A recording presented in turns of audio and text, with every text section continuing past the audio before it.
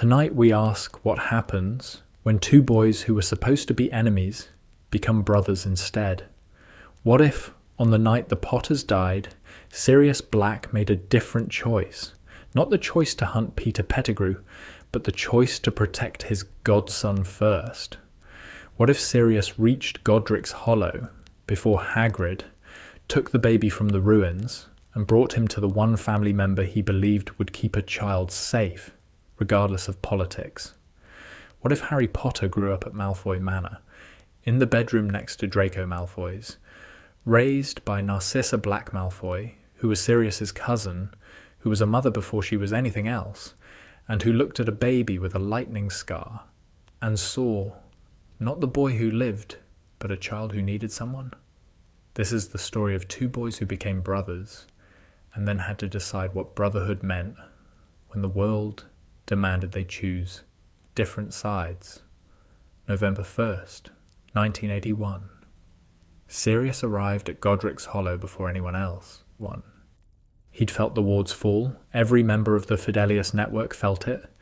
The specific, sickening lurch of protective magic collapsing, and he'd gone to Peter's hiding place first because that was where the betrayal lived, and Peter wasn't there, and the absence told Sirius everything.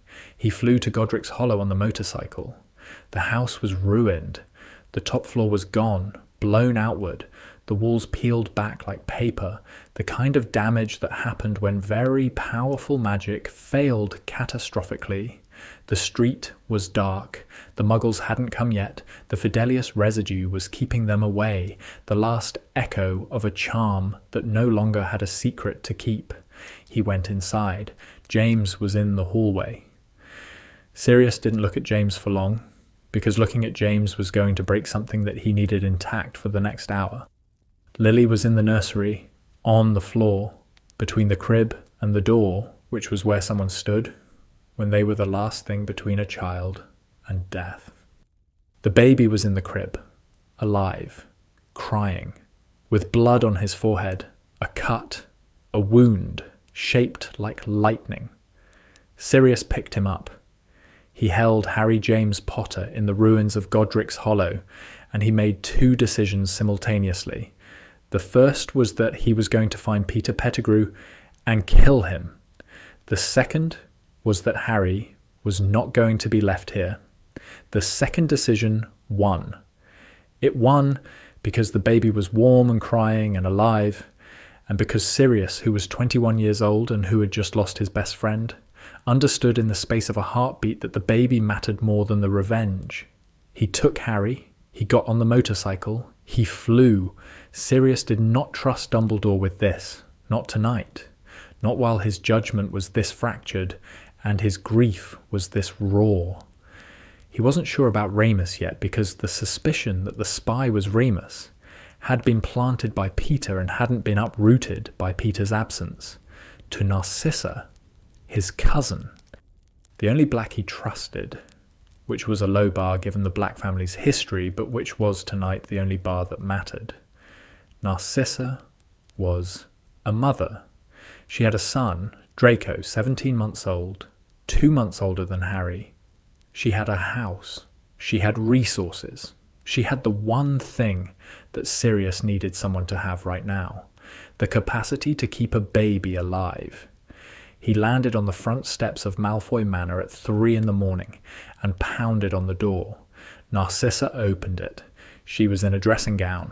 Behind her, the house was dark and still. Lucius was elsewhere. Sirius didn't know where and didn't care. "Sirius," Narcissa said. "What?" "Take him," Sirius said. She looked at the baby, at the scar, at Sirius's face, which was doing something that she recognized because the Black family had a history of grief that was violent and specific. "What happened?" she said. "James and Lily are dead," Sirius said. "Voldemort killed them. The baby survived. I need you to take him." Sirius? "His name is Harry," Sirius said. "He's my godson. I'm his godfather. I'm asking you as family, Sissy, as the last family I have, to take him and keep him safe." Narcissa looked at the baby, at the crying, bleeding, orphaned boy in Sirius's arms. "Give him to me," she said. Sirius gave her the baby. He stood on the steps and watched his cousin carry Harry Potter into Malfoy Manor. "I have to go," Sirius said. "There's someone I need to find." "Sirius," Narcissa said, "whatever you're going to do, take care of him," Sirius said. He got on the motorcycle. He went to find Peter. He didn't find Peter. Peter found him in a Muggle street and set the trap that would put Sirius in Azkaban for 12 years. The explosion, the finger, the 13 dead, the laughter that was grief, wearing the wrong face. Sirius went to Azkaban. Harry stayed at Malfoy Manor. Dumbledore arrived the next morning. Not at Malfoy Manor, at Privet Drive, where he had intended to place Harry with Petunia Dursley. He arrived with McGonagall and found an empty house and no baby, and spent 12 hours tracking the trail that led from Godric's Hollow to Sirius's motorcycle to the front steps of a manor house in Wiltshire. He arrived at Malfoy Manor at sunset. Lucius was home now, had returned in the early morning, had found his wife holding someone else's baby in the nursery next to their son, and was currently standing in the entrance hall with the expression of a man who was processing several categories of problems simultaneously. "Dumbledore," Lucius said. "Lucius," Dumbledore said, "I believe you have something that belongs to, well, to a great many people." "The boy is in the nursery," Lucius said. "My wife is attending to him." "I need to speak with Narcissa," Dumbledore said. "You may speak with both of us," Lucius said.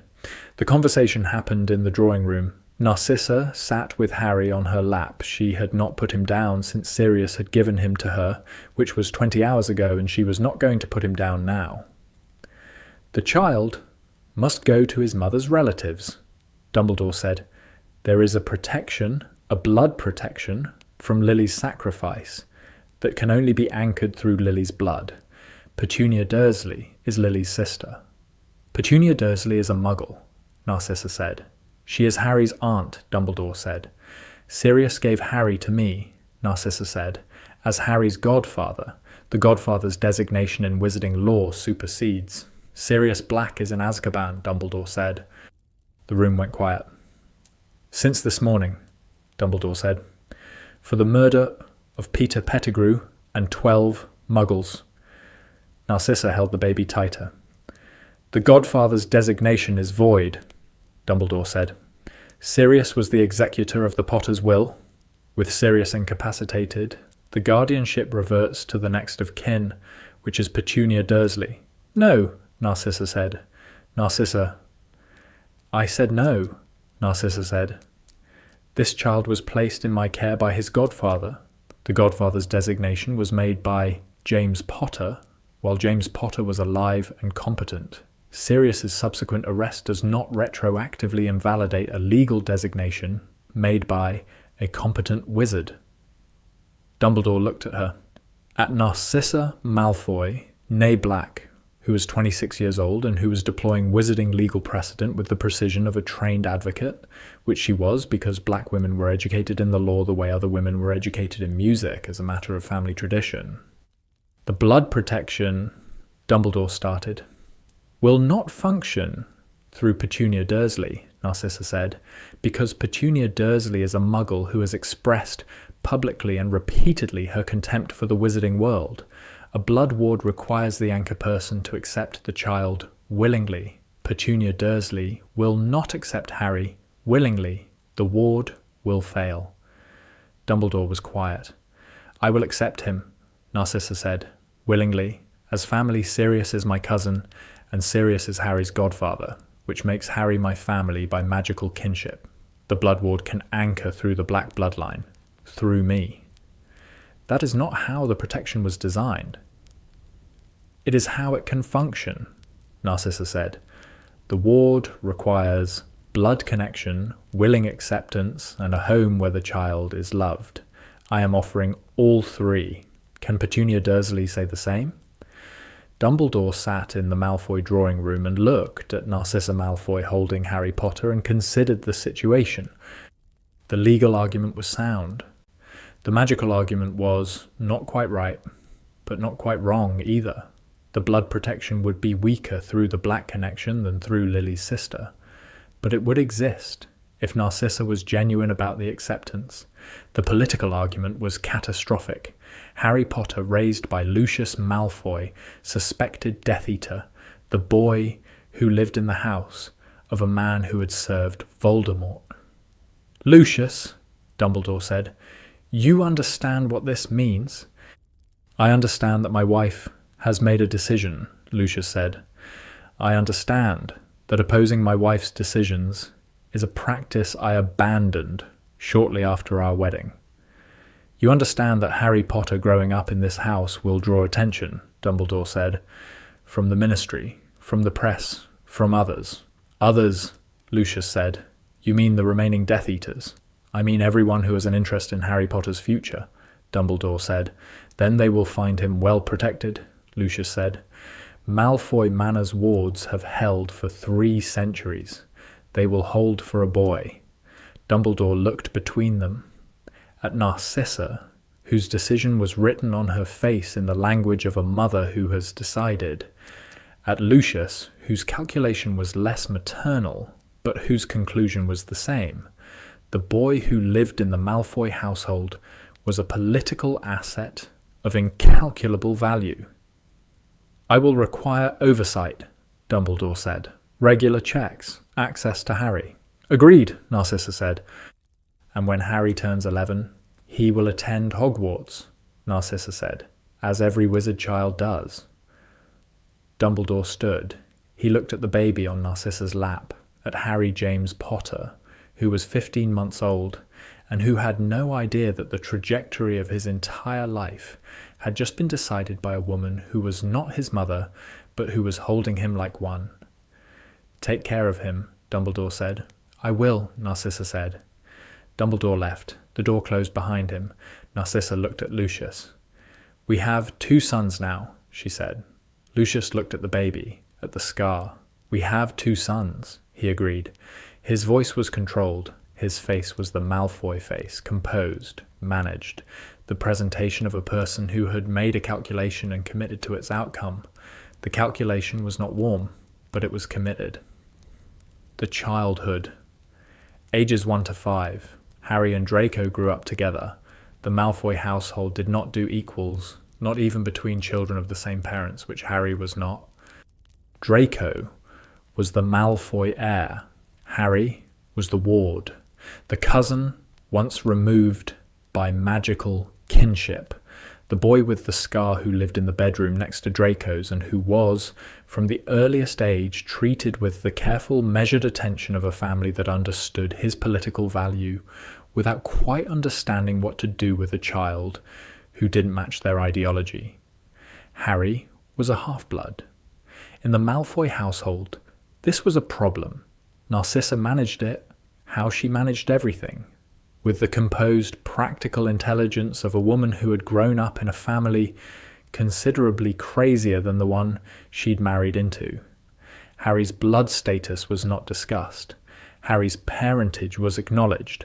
James Potter, pure blood, Lily Evans, Muggle-born. But the second half was treated the way the Malfoys treated everything inconvenient, by filing it under things we don't mention at dinner. Draco didn't know about blood status until he was 4. Before that, Harry was simply Harry, the boy in the next room, the person who was always there, the brother in everything except the word. "Why is Harry's hair different?" Draco asked Narcissa at age 3. "Because Harry's parents were different people," Narcissa said. "Why doesn't Harry look like father?" Draco said. "Because Harry's father was James Potter," Narcissa said. "Who was a different person from your father?" "Was James Potter nice?" Draco said. Narcissa was quiet for a moment. She had not known James Potter well. She had known him through Sirius, through the reflected light of her cousin's friendship, through the stories that Sirius had told at family gatherings, before the family had disowned him. "He was brave," Narcissa said, "and he loved Harry very much." "Does father love Harry?" Draco said. Narcissa looked at her son with the expression of a mother navigating the minefield of children's questions. "Your father takes care of Harry," Narcissa said, "the way he takes care of you." This was not quite a lie and not quite the truth, and Draco at 3 accepted it because 3-year-olds accept most things from their mothers, and because the distinction between love and care was a distinction Draco wouldn't learn to make for years. The truth was more complicated. Lucius took care of Harry. He provided the bedroom, the clothes, the education, the structure of a childhood at Malfoy Manor. He did not love Harry. Loving Harry would have required Lucius to see Harry as a person, rather than as a political instrument. And Lucius's relationship with people as people was not his strongest quality. What Lucius did was calculate. The boy who lived in his house was leverage against the ministry, against the other pureblood families, against anyone who might question Lucius's loyalties after the First War. Every public appearance with Harry was a statement. Look at us, taking in the orphan, raising the hero. The statement was politically devastating to Lucius's enemies and politically stabilizing for Lucius's position. Harry didn't understand the calculation until later, much later. In the early years, Lucius was simply father's name that Harry didn't use, the tall man who walked through the house with authority and who looked at Harry with the attentive distance of someone evaluating an investment. Narcissa was different. Narcissa loved Harry, not identically to how she loved Draco. The biology was different. The bond was different. The arrival had been different. But genuinely, in the way that some people loved children because children required loving, and because the capacity for it was not limited by the categories that other people put on it. She read to both boys at night. She taught them both their letters, their numbers, the basic vocabulary of the wizarding world. She managed their fights, their tantrums, their childhood illnesses. She was present in the way that a mother was present. Comprehensively, consistently, without the option of departure. Harry called her Aunt Cissa, not mother. Narcissa had been clear about this from the beginning, because Harry had a mother, and her name was Lily, and the word mother belonged to Lily, even though Lily was gone. Aunt Cissa was the compromise. Close enough for attachment, far enough for truth. Draco called her Mother. This was correct and normal, and created from the earliest years the one distinction between the boys that could not be managed away. Draco had a mother, and Harry had an aunt, and the difference between those two words was the difference between belonging and being welcome. Harry belonged at Malfoy Manor as a guest belongs, present, accommodated, included. He did not belong in the way that Draco belonged, which was the way that a person belongs in the place they grew up in, the way that roots belong in soil. Harry felt this, before he could name it, before he understood the politics or the blood status or the social architecture of the wizarding world. He felt the difference. The difference was in how Lucius looked at Draco versus how he looked at Harry. The difference was in which boy sat at the head of the children's table. The difference was in the word heir, which applied to Draco and not to Harry, and which carried a weight that a 5-year-old could feel without understanding. "Why am I not the heir?" Harry asked Narcissa at 5. "Because the Malfoy heir is the Malfoy son," Narcissa said, "and you are a Potter." "I'm a Potter who lives with Malfoys," Harry said. "Yes," Narcissa said, "and that makes you special in a different way." "What way?" Harry said. "The way of someone who belongs to 2 families," Narcissa said, "which is harder than belonging to 1, but also larger." Harry accepted this because he was 5, and because Narcissa said it, and because Narcissa's voice had the quality that made things true even when they were complicated. He carried it. The belonging to 2 families, the harder and the larger. He would carry it for years. Ages 6 to 10. The brotherhood. The boys were inseparable between 6 and 10. As boys who share a house do in a schedule and a world, they fought constantly. The fighting of siblings, which was more intimate and more vicious and more immediately repairable. They fought over toys, over space, over who got to ride the better broom, over who Narcissa looked at first when they walked into a room. She always looks at you first, Draco said at 7. They were in the garden after a fight about the toy dragon that Lucius had brought from Borgin and Berks. She doesn't, Harry said. She does, Draco said, amazing. Because of the scar, because you're the famous one. I don't want to be famous, Harry said.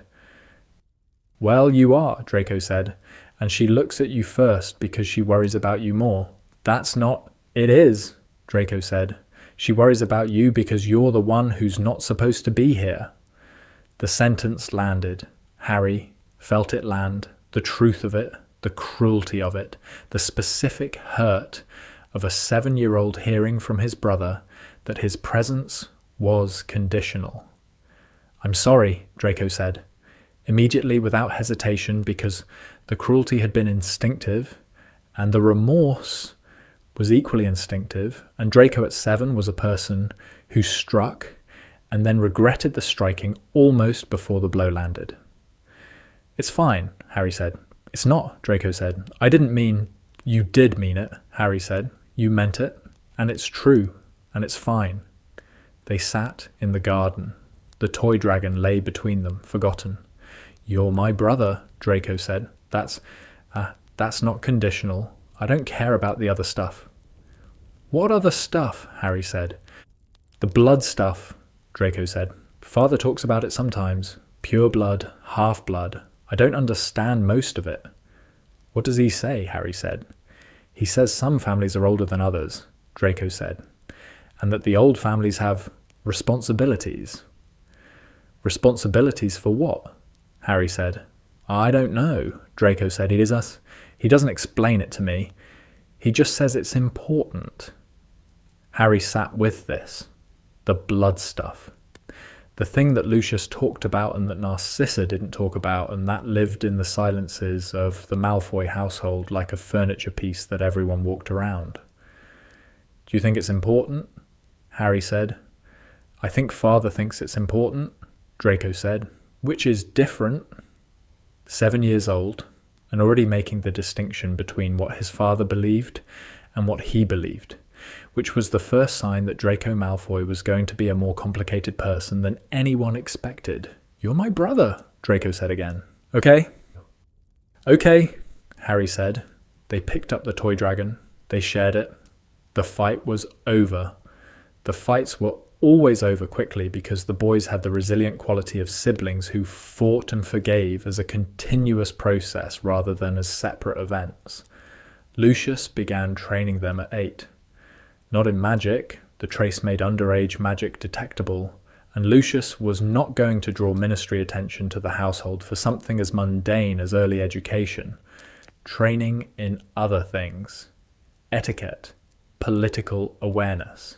The social architecture of the wizarding world, taught through dinner conversations and formal events, and the deliberate education of 2 boys who were going to occupy significant positions in wizarding society. Harry was included in this training because excluding him would have been noticed, and because, from Lucius's perspective, the political value of Harry Potter was maximized when Harry Potter was well trained. The training was where the ideology showed. The old families carry the tradition, Lucius said, at dinner. The boys were 8. The dinner was formal. It was always formal at the Malfoy table because Lucius believed that formality was a discipline, and that discipline began at the table. The Malfoys, the Blacks, the Longbottoms, the Greengrasses, the families that have maintained the bloodline for centuries. These families are the custodians of magical heritage. What about new families? Harry said. Lucius looked at him. The look was not hostile. Lucius's hostility was reserved for adults and for people who threatened his position. The look was corrective. New families contribute, Lucius said, but the tradition belongs to the old families, the way a country belongs to the people who built it. Didn't everyone build it? Harry said. Lucius's jaw tightened, fractionally, the kind of tightening that a child wouldn't notice and that Narcissa across the table noticed immediately. The old families built the foundation, Lucius said. Others build upon it. There is a distinction. My mother built things, Harry said. Aunt Cissa told me. She was a charms prodigy. Your mother was talented, Lucius said. The word was selected from a range of available words with visible care. Many people are talented. Talent is not heritage. Harry looked at Lucius, at the man who was not his father, and who was raising him, and who had just said something about Harry's mother that Harry didn't have the vocabulary to challenge, but that he felt in his stomach was wrong. Eat your vegetables, Narcissa said, which was the Narcissa intervention, the redirect, the management of a conversation that was going somewhere she didn't want it to go. Harry ate his vegetables. Draco, across the table, was watching Harry with the expression of someone who had just seen two things he cared about come into conflict and who didn't know which one to support. The conflict didn't resolve. It accumulated, year by year, dinner by dinner. The ideology pressed against Harry, and Harry pressed back. And the pressing back was not dramatic. It was the quiet, persistent resistance of a child who had been told something that contradicted what he knew to be true about his mother. By 10, Harry could argue with Lucius. Not well, not with the sophistication that Lucius brought to arguments, which was the sophistication of a man who had been arguing since before Harry was born, but persistently, stubbornly, with the quality that Narcissa recognized and that she chose not to name, because naming it would have required her to acknowledge its source. Harry argued like James. She hadn't known James well, but she knew the quality, the specific, bald-headed, won't-back-down quality of a person who had decided what was right and who was going to hold that position regardless of the cost. Harry had it. At 10, Draco, watching, learned something from the watching. That there were positions his father held that could be challenged, that the challenging was possible, and that the person doing the challenging was the brother he loved most. He filed this. He didn't act on it, but he filed it. Year 1, Hogwarts. The Hogwarts letter came for both boys on the same day, delivered by the same owl, which was either efficiency or symbolism, depending on how you looked at it. Diagon Alley was the first time Harry encountered the full weight of his own fame outside the Malfoy bubble. People stared, people pointed, people whispered, "That's Harry Potter," in voices that weren't quite whispers, and the staring was directed at Harry with the hungry quality of a public that had been waiting 10 years for a glimpse of its hero. "Why are they staring?" Harry said. "Because you're famous," Draco said. He said it with the resigned tone of someone who had grown up with a famous brother, and who had long since accepted that the fame was a permanent condition. "I didn't do anything," Harry said. "You survived," Draco said. "That's apparently enough." Ollivander was the second crack in Harry's understanding of his own identity. The wand chose him, Holly, Phoenix Feather, and Ollivander's eyes went wide, and he said the thing about the brother wand, about Voldemort's wand, about the curious connection between the boy and the man who had killed his parents.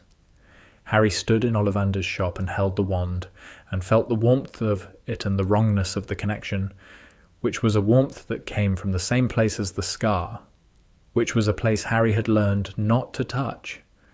"What did he mean?" Draco said outside the shop. "About the brother wand?" "I don't know," Harry said. "I don't want to talk about it." "Harry, I don't want to talk about it," Harry said. And Draco, who understood the quality of Harry's silence better than anyone alive, dropped it. The train. September 1st. They boarded together because of course they did. The Malfoy compartment, Draco had a compartment, reserved with Crabbe and Goyle already in it, because Draco's social life was managed by his father's political alliances, the way most children's social lives were managed by playground geography. Ron Weasley walked past the compartment. He was looking for a seat, and Harry was looking at him through the glass, and something happened. Something that Harry couldn't name and wouldn't be able to name for years. A click. The instinctive recognition of someone who was going to matter. "I'll be back," Harry said to Draco. "Where are you?" Draco started. Harry was already in the corridor. "Hey," he said. Ron turned, looked at him, at the scar. "You're Harry Potter," Ron said. "Yeah," Harry said. "Are you looking for a seat?" "Everywhere's full," Ron said. "There's room in our compartment," Harry said. "Your compartment has Malfoy in it," Ron said.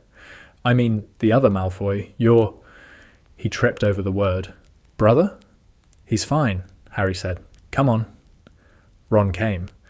He entered the Malfoy compartment and sat down across from Draco Malfoy, and the two of them looked at each other with the inherited hostility of two families that had been feuding for generations. "Weasley," Draco said. "Malfoy," Ron said.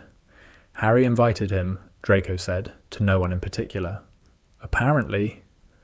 "I have a name," Ron said.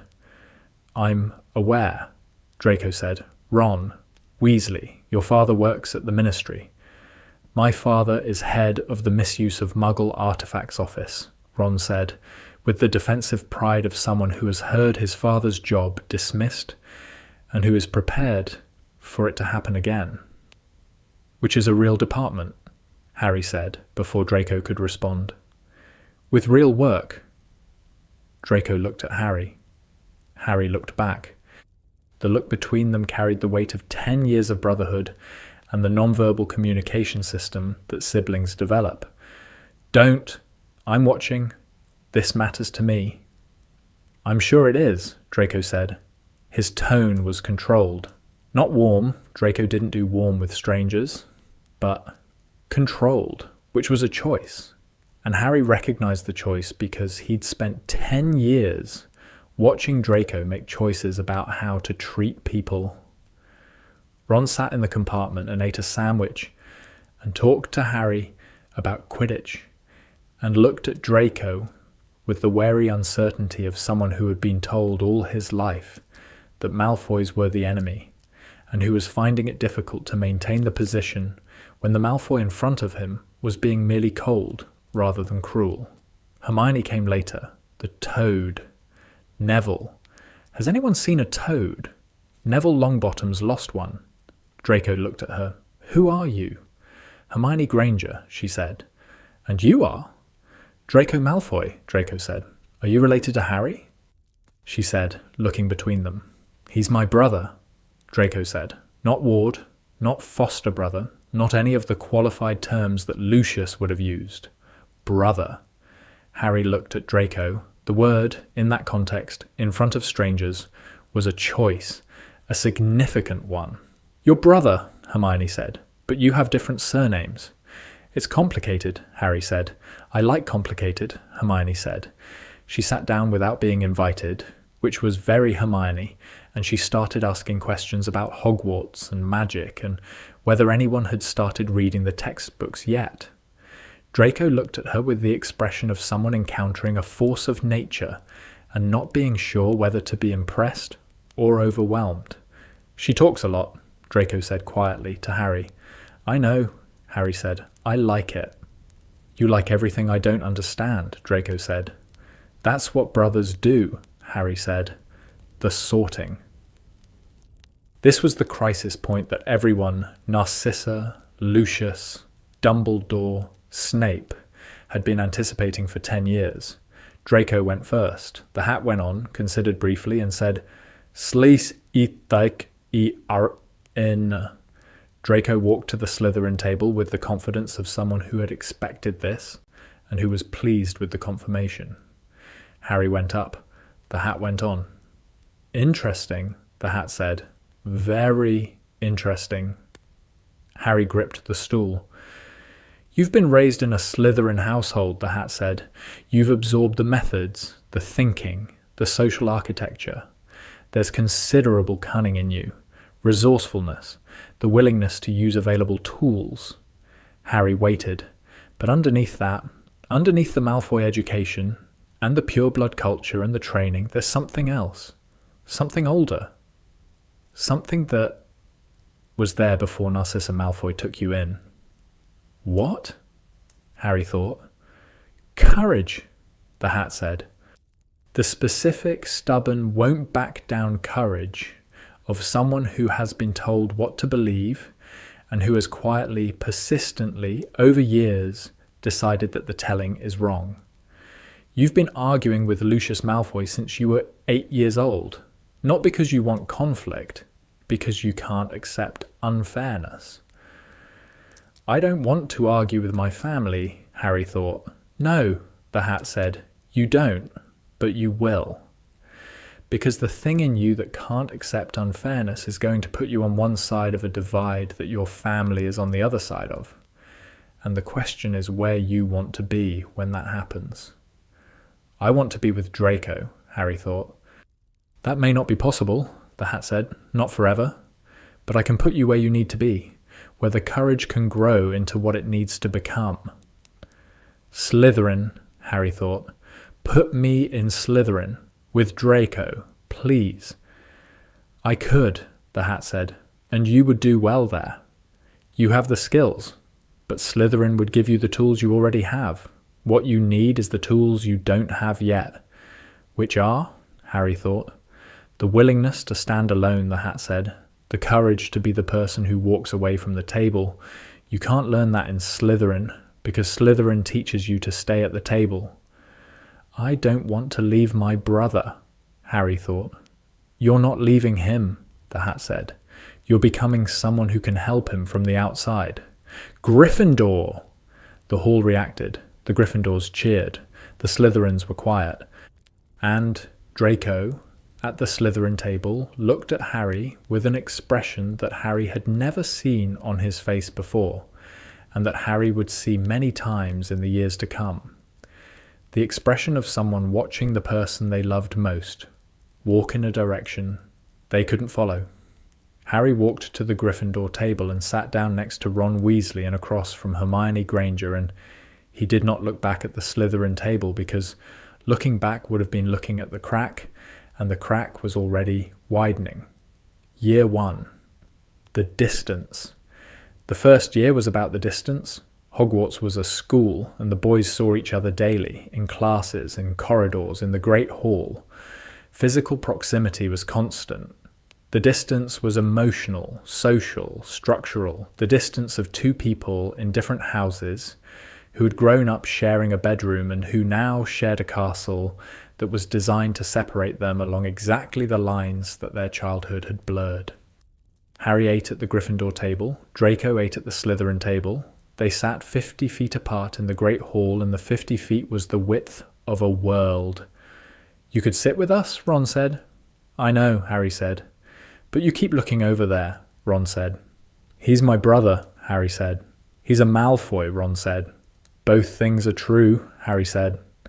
Ron didn't push it. Ron was learning quickly, instinctively in the Ron way, that Harry's relationship with Draco was a thing that existed outside the normal categories, beyond friendship, beyond rivalry, beyond the simple Gryffindor-Slytherin opposition that the house system expected. Brotherhood, which was deeper than all of those, and which did not care about table seating. The meetings happened in corridors, between classes, in the library.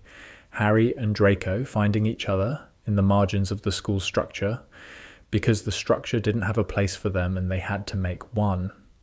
Slytherin is fine, Draco said in October. They were in the library. Harry had been waiting for this conversation. Fine how? Harry said. The people are. They're what Father said they'd be. The right sort. He used Lucius's phrase with the unconscious ease of someone quoting a parent. What's the right sort? Harry said. Old families, Draco said. People who understand how things work. How things work for whom? Harry said. Draco looked at him. You sound like you did at the dinner table, arguing. I'm not arguing, Harry said. I'm asking.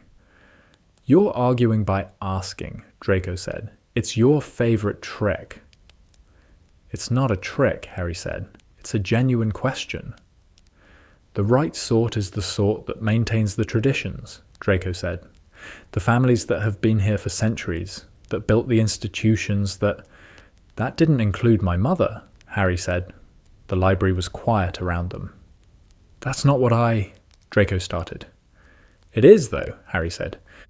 When you say the right sort, and old families, and tradition, you're drawing a line, and my mother is on the other side of it. Your mother was exceptional, Draco said. My mother was Muggle-born, Harry said, and either that matters or it doesn't.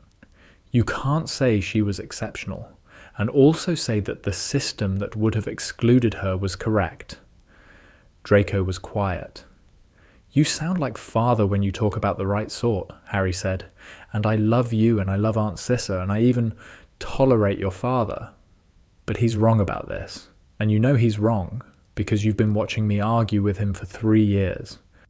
Knowing he might be wrong and saying it out loud are different things, Draco said. I know, Harry said. That's Slytherin, knowing and not saying. That's not fair, Draco said. No, Harry said. It's not.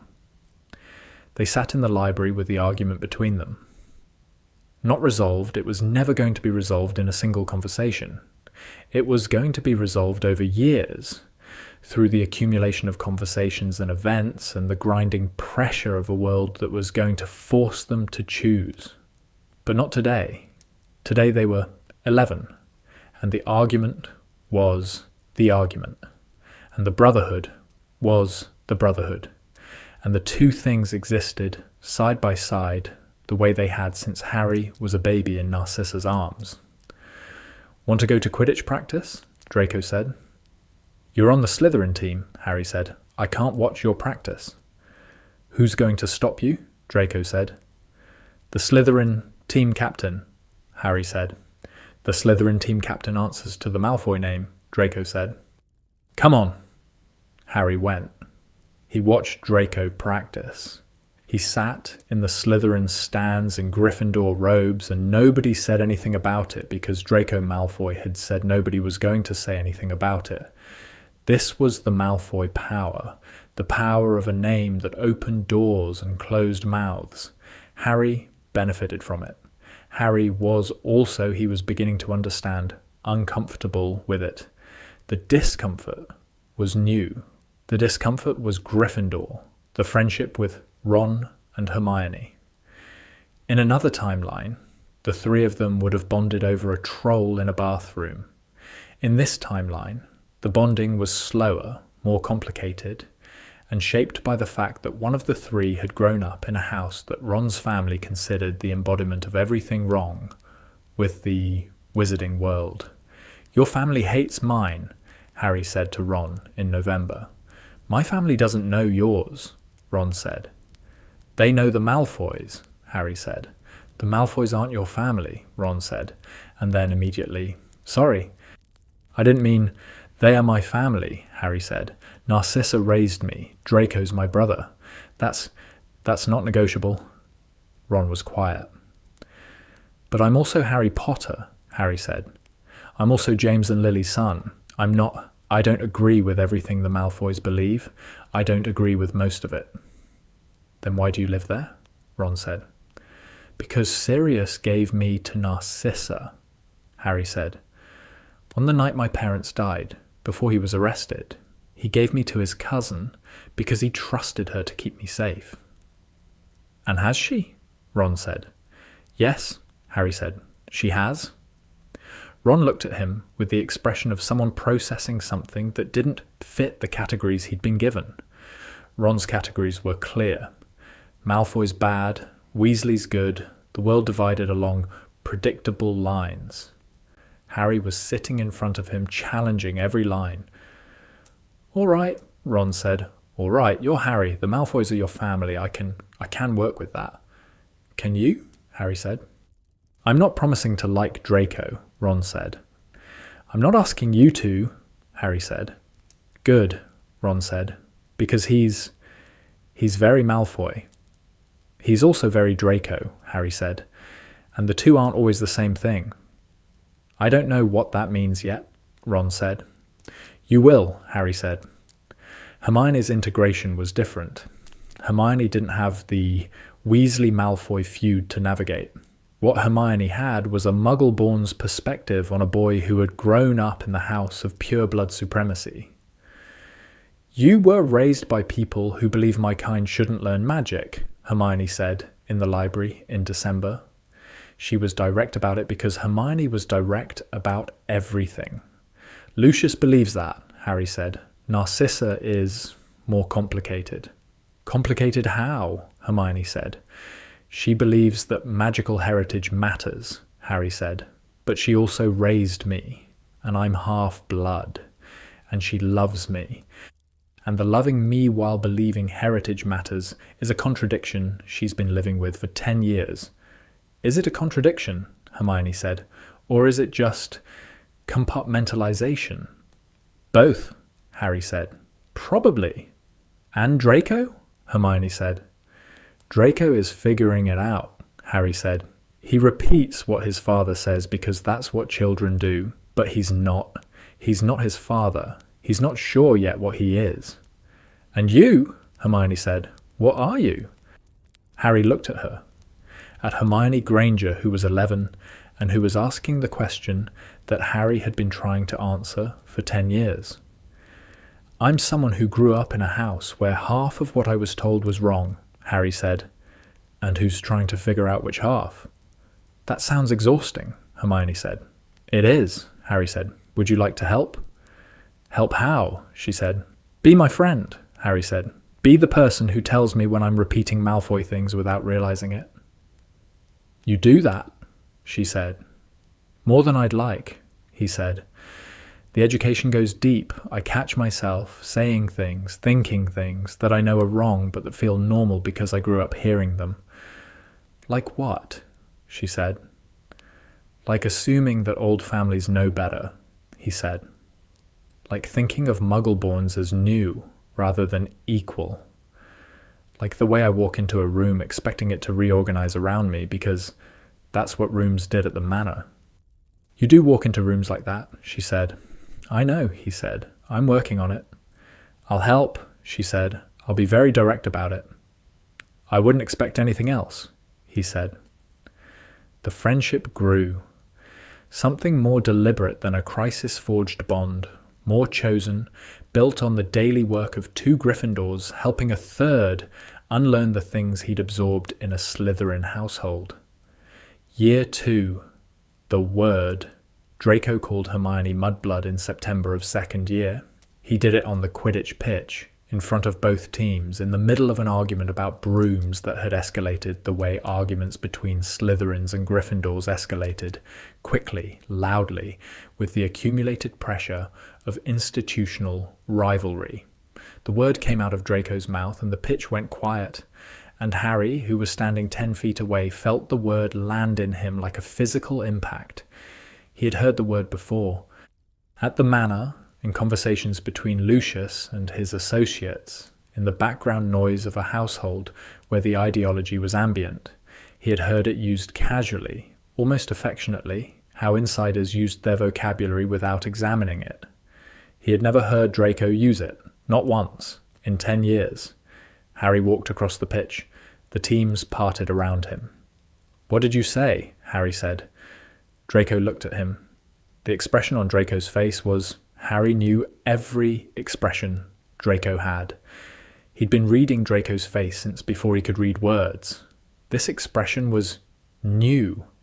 The expression of someone who had said something they'd heard 1,000 times, and who was, for the first time, seeing the impact.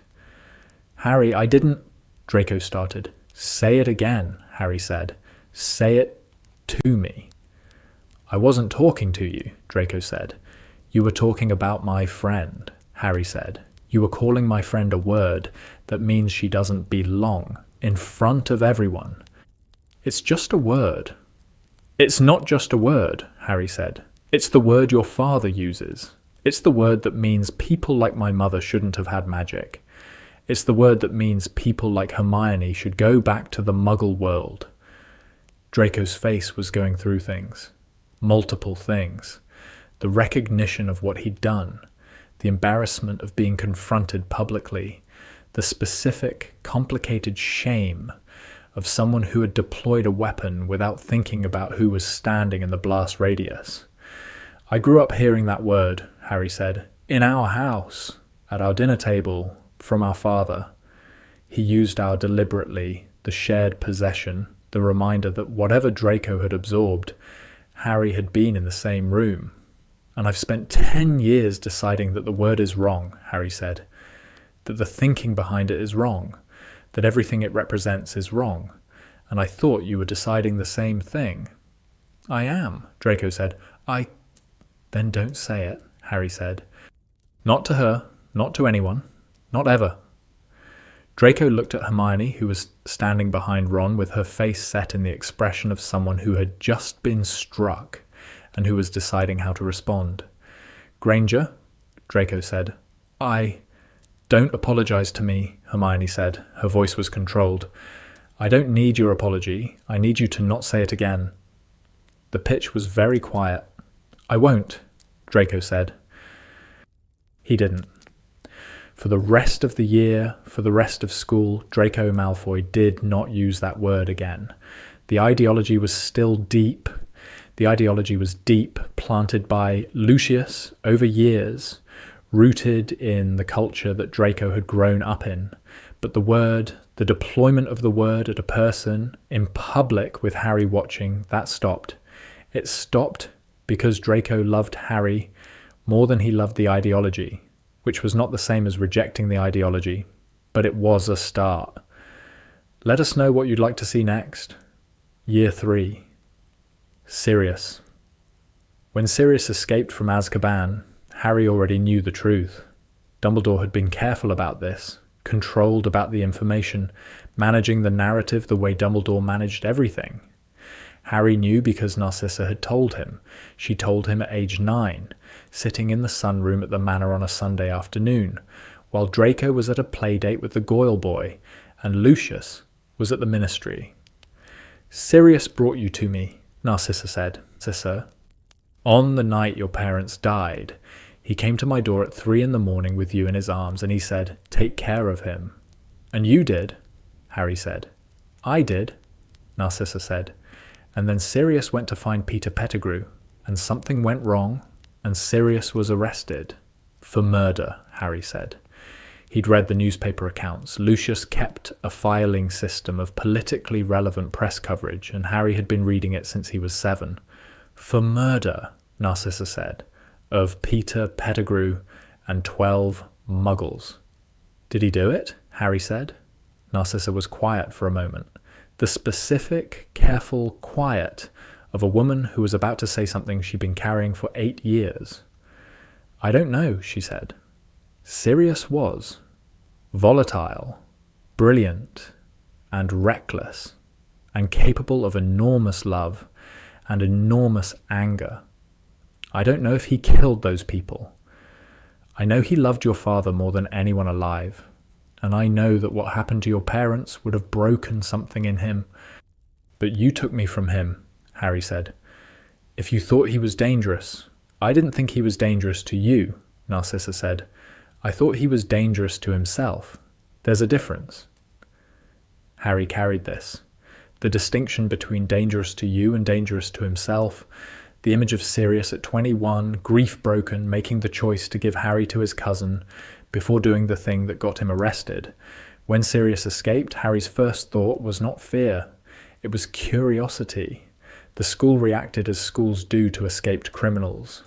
With panic, with dementors, with the heightened anxiety of a community that has been told something dangerous is nearby. The dementors came to Hogwarts. They patrolled the grounds. Harry felt them, the cold, the despair, the Dementor effect that was worse for Harry than for most students because the Dementors found in Harry's mind a specific piece of darkness that they were drawn to.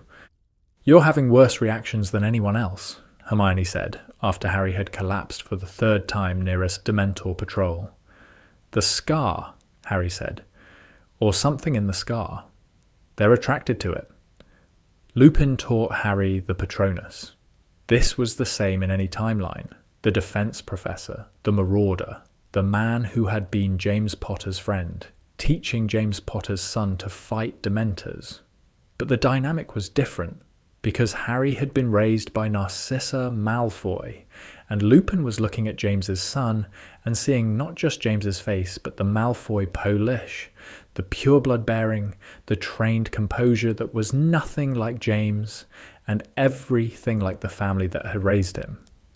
"You're very controlled," Lupin said, after the first Patronus lesson. "I was raised by Malfoys," Harry said.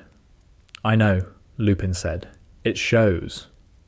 "Is that bad?" Harry said. "It's different," Lupin said. "James was open, unguarded. He walked into rooms and the room knew exactly what he was feeling. I walk into rooms and the room knows exactly what I want it to know," Harry said. "Yes," Lupin said. "That's the Malfoy in you." "Is there a James in me?" Harry said. Lupin looked at him for a long time, at the face that was James's face wearing Malfoy manners, at the green eyes that were lilies, at the scar that was neither. "The arguing," Lupin said. "Narcissa told me, through Dumbledore, that you've been arguing with Lucius since you were 8. About blood status," Harry said. "James argued with everyone," Lupin said, "about everything he thought was wrong, relentlessly, without caring about the consequences." "I care about the consequences," Harry said. "I know," Lupin said. "That's the Malfoy in you again. But the arguing, the insistence, the refusal to accept something you know is wrong, that's James. Harry's Patronus, when it came, was a stag, prongs. He stood in the defense classroom and watched his father's animagus form burst from his wand and fill the room with silver light, and he thought, I grew up in someone else's house, but this is what's inside me. Sirius found Harry in March, at Hogsmeade, during a weekend visit, in the alley behind Honeydukes, where Harry had gone to buy Draco's birthday present. A large black dog appeared from behind the bins. The dog became a man. Harry looked at Sirius Black, at this gaunt, hollow-eyed, 12 years older version of the man who had given him to Narcissa on a November night. "Harry," Sirius said. His voice was rough. Everything about him was rough. The edges, the surface, the places where 12 years of Dementors had worn him down to the essential components. "Sirius," Harry said. "You know me," Sirius said. "Aunt Cissa told me," Harry said, "when I was 9. Sirius flinched at the name. "Sissy is? She took you in." "She raised me," Harry said. "With Lucius," Sirius said. The name carried weight. The weight of a man who had been in Azkaban for 12 years, knowing that his godson was being raised by a Death Eater. "With Narcissa," Harry said, "Lucius provided the house. Narcissa provided everything else." "She was always the best of us," Sirius said. "The Blacks. She was the one who—" He stopped. The stopping had the quality of someone who had been holding a conversation in his head for 12 years, and who was now finding that the real version didn't match the rehearsed one. "I didn't kill Peter," Sirius said. "He's alive. He framed me." "I know," Harry said. Sirius stared at him. "I've known since last year," Harry said. "Aunt Cissa told me the story, and the details didn't add up. The explosion, the finger, the 12 dead muggles. Peter was a wizard. Wizards don't leave fingers. They leave nothing, or they leave everything." "You worked it out," Sirius said. "I was raised by Slytherins," Harry said. "We analyze things." The laugh that came from Sirius was not the laugh of someone finding something funny. It was the laugh of someone who had been in Azkaban for 12 years, and who was hearing his godson describe himself as raised by Slytherins, and who was processing this information with whatever emotional processing capacity he had left. "Peter is a rat," Sirius said. "An animagus." He's been hiding as Ron Weasley's pet, Harry said. Scabbers. I checked the Marauder's map. You have the map, Sirius said. Fred and George Weasley had it, Harry said. They showed it to me. Ron's brothers. The Weasleys, Sirius said. Ron is my best friend, Harry said. Your best friend is a Weasley, Sirius said, and your brother is a Malfoy. My life is complicated, Harry said. Yeah, Sirius said. It really is. Harry took the information to Dumbledore. Dumbledore arranged the capture. Pettigrew was exposed, Sirius was exonerated, and the 12-year injustice was corrected through institutional channels. Because Harry had been raised in a household that understood institutional channels the way other households understood dinner conversation, Sirius was free. The question, where did Sirius go? Not to Malfoy Manor. That was clear immediately. Sirius and Lucius, in the same house, was a combustion event that Narcissa was not going to permit. Not to Grimmauld Place. Sirius's parents' house was dark and full of memories that were worse than Azkaban. Sirius got a flat in London. Harry visited on weekends. Draco came sometimes, not often, because Draco's relationship with Sirius was the relationship of a boy whose mother was Sirius's cousin, but whose father was Sirius's enemy. And navigating that terrain was more than a 13-year-old wanted to do regularly. He's intense, Draco said after the first visit. He was in Azkaban for 12 years, Harry said. I know, Draco said, but even for someone who was in Azkaban, he's intense. He's family, Harry said. He's your family, Draco said. He's yours too, Harry said. Your mother's cousin. My mother's disowned cousin, Draco said, who my mother re-owned by taking you in. That's, Harry stopped. That's actually a good way of putting it. I'm not stupid, Draco said. I never said you were, Harry said. You implied it once, Draco said, when I failed the potions quiz. That was one quiz, Harry said. I remember everything, Draco said. I know, Harry said. It's very Malfoy. Everything I do is very Malfoy, Draco said. Everything you do is very Potter. Maybe we're both, Harry said. Maybe, Draco said, but the sorting says otherwise. Year 4. The tournament. The Triwizard Tournament put Harry and Draco on opposite sides of a divide that had been forming for 3 years. When Harry's name came out of the Goblet of Fire, the school's reaction split along house lines. The Gryffindors supported him, reluctantly at first, then with increasing enthusiasm. And the Slytherins, Draco's house, Draco's people, rejected him. Potter stinks badges appeared in the Slytherin common room. Draco didn't wear one. This was noted by his housemates with the quiet, evaluative attention that Slytherins gave to everything. Your brother's not wearing the badge, Blaise said to Draco. He's not my brother in this context, Draco said. He's a Gryffindor champion. But you're not wearing the badge, Blaise said. I'm not wearing any badges, Draco said. Badges are for people who need to advertise their positions. I don't.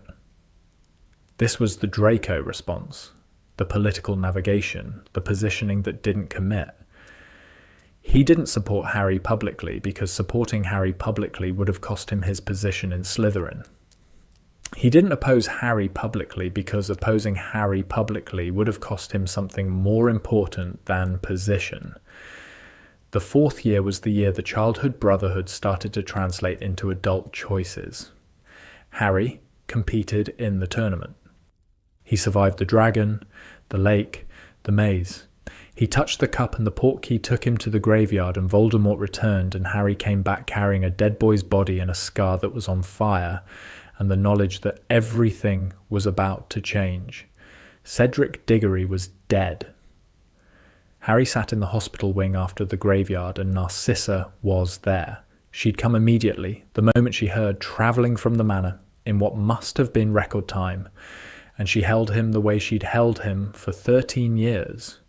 Completely, without reservation, how a mother holds a child, regardless of what the child has been through. Lucius was not there. Lucius was dealing with the political implications, which were considerable, because Lucius Malfoy, former Death Eater, host of The Boy Who Lived, was about to find himself in an impossible position. Draco came. He sat on the edge of Harry's bed in the hospital wing and looked at Harry with the expression of someone who had been watching from the Slytherin stands and who had seen the cup and the portkey and the disappearance and the return, and who had spent 45 minutes not knowing whether his brother was alive. "You're an idiot," Draco said. "I didn't put my name in the goblet," Harry said. "I know," Draco said, "but you're still an idiot. Why?" "Because you went into the maze anyway," Draco said, "knowing it was a trap. You could have refused." "Could I?" Harry said. "The goblet is a binding magical contract," Draco said. "Father says it's not possible to refuse." "Then I'm not an idiot," Harry said. "I'm contractually obligated." Draco looked at him. "Are you all right?" "No," Harry said. "What happened in the graveyard?" "He's back," Harry said. "Voldemort, he used my blood. He's got a body now." Draco's face went white.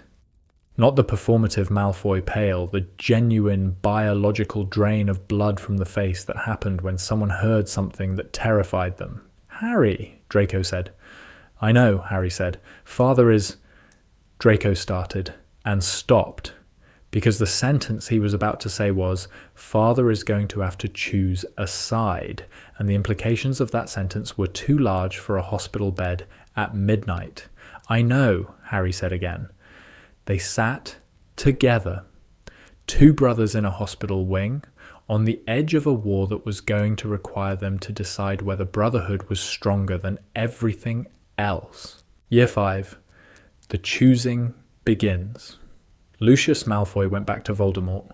The process was gradual, but in the months that followed, as Voldemort's power rebuilt and the Death Eater network reactivated, Lucius made the calculation that he had always made, that power required proximity to power, and that Voldemort was the most powerful force in the wizarding world. Harry watched it happen from a distance, from Gryffindor, from Hogwarts, from the specific vantage point of a boy who had grown up in Lucius Malfoy's house, and who understood Lucius's calculus better than almost anyone. "He's going back," Harry said to Draco in October of 5th year.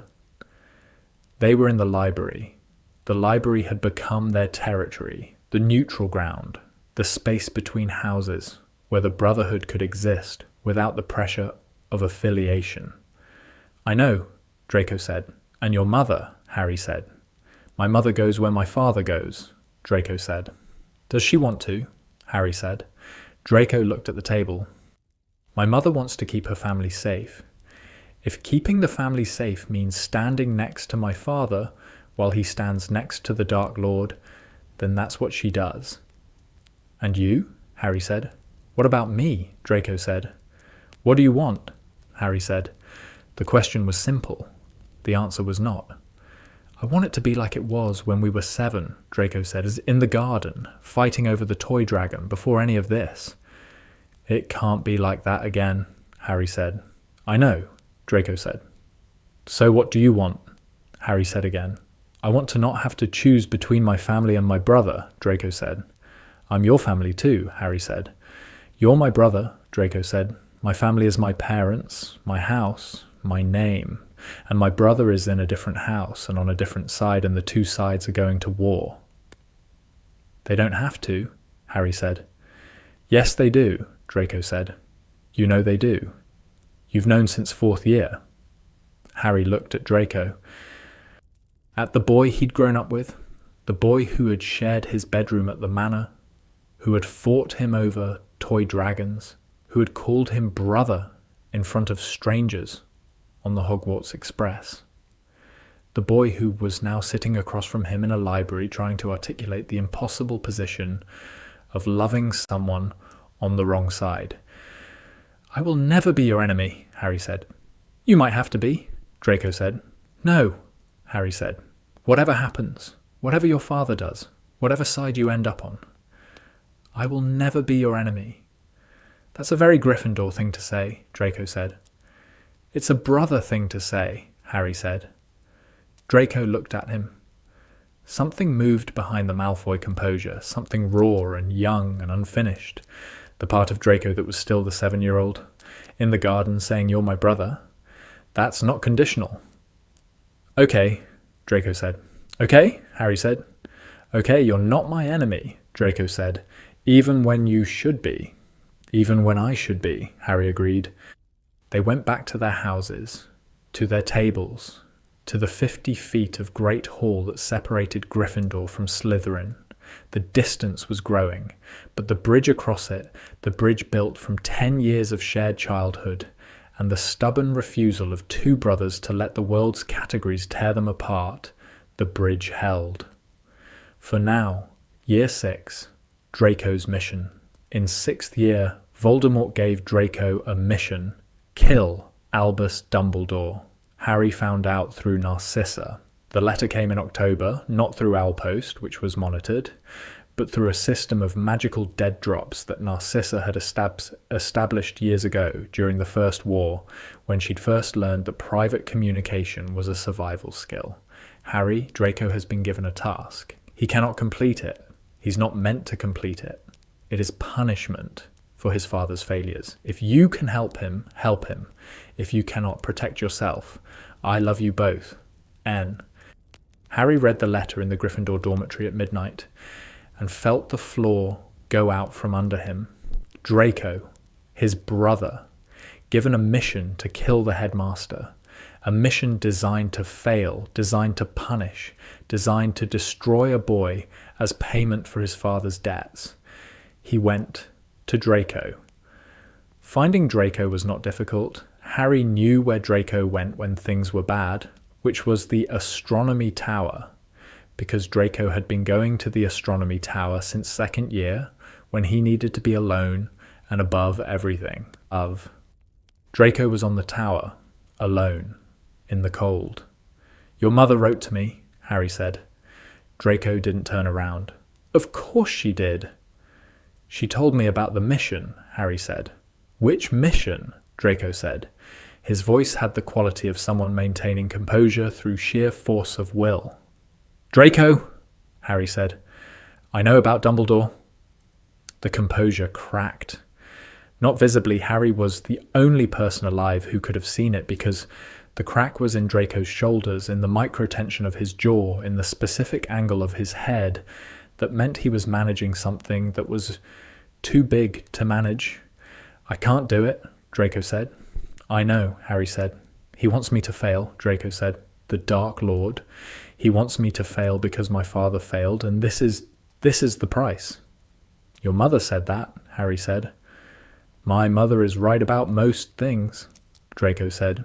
"She's right about this." Harry went to stand beside him. At the tower railing, looking over the grounds. The lake was dark below, the forest was dark beyond. The world felt very large and very cold. "I can help," Harry said. "How?" Draco said. "How can you possibly—" "I'll go to Dumbledore," Harry said. "I'll tell him about the mission. He'll understand. He'll protect you." "He can't protect me," Draco said. "My family is in the manor. My mother is in the manor. The Dark Lord is using them as leverage." "Then we protect them too," Harry said. "You can't protect everyone," Draco said. "I can try," Harry said. Draco turned to look at him. In the moonlight on the astronomy tower, Draco Malfoy looked exactly like the boy Harry had grown up with, and nothing like him at all. The childhood was in the face, the structure, the colouring, the features that Harry knew better than his own. The war was in the eyes. "You're going to get yourself killed," Draco said. "Probably," Harry said. "And me," Draco said. "Possibly," Harry said. "And you're still going to try," Draco said. "You're my brother," Harry said. "That's not a strategy," Draco said. "It's the only one I have," Harry said. Harry went to Dumbledore that night. He told him everything: the letter, the mission, Draco's impossible position. Dumbledore listened with the blue eyes steady and the silver instruments clicking and the weight of 100 years of strategic thinking behind the listening. "I knew," Dumbledore said. "You knew?" Harry said. I have known since the summer that Draco was given this assignment, Dumbledore said. I have been managing it, Harry said, from a distance, without telling anyone. I told Severus, Dumbledore said. Snape knows? Harry said.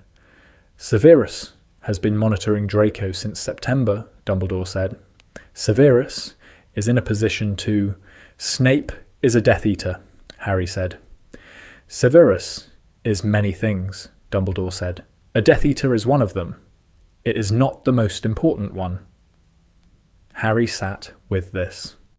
The implication that Snape was on their side, that Snape's Death Eater status was cover rather than conviction, was enormous and not entirely surprising, because Harry had grown up in a household where people's public positions and their private ones were not always the same thing. You've been planning for this, Harry said. Draco's mission, Snape's position, the whole... I have been planning for many things, Dumbledore said. Some of them are working as intended, others are not. Is Draco one of the things that's working? Harry said. Draco is one of the things I am most concerned about, Dumbledore said. Then let me help, Harry said. Let me be part of the plan. You are part of the plan, Dumbledore said. You have always been part of the plan. The question is which part? The tower. In June, the tower happened. Not the way Harry had feared, not with Draco standing over Dumbledore with a wand he couldn't use.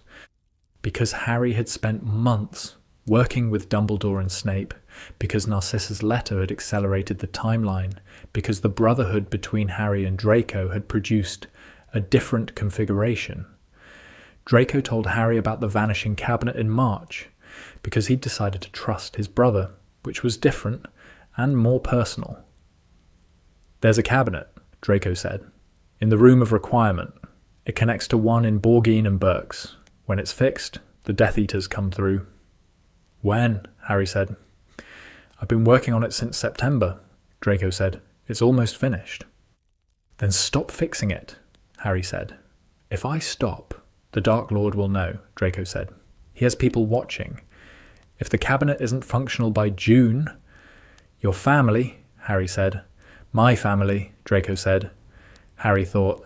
The Slytherin education, the years of strategic thinking, the Malfoy training in political navigation produced the answer. Don't stop fixing it, Harry said. Fix it, let it work, but tell us when it's ready. We'll be waiting on this side. A trap, Draco said. A prepared response, Harry said. The Death Eaters come through, expecting an undefended school. They find the Order of the Phoenix. Draco looked at him. You learned that from my father. I learned a lot of things from your father, Harry said. Most of them are useful. Some of them are wrong. This one is useful. The plan worked. The cabinet was completed. The Death Eaters came through. The Order was waiting. On the tower, Dumbledore was not alone. Harry was there. Snape was there. The confrontation happened, but the outcome was different. Snape didn't kill Dumbledore because Dumbledore wasn't dying from a cursed ring. That particular timeline had been altered by Dumbledore's earlier awareness of the Horcruxes, shared by Harry's intelligence from 6th year lessons. The Death Eater attack was repelled. The school was not taken.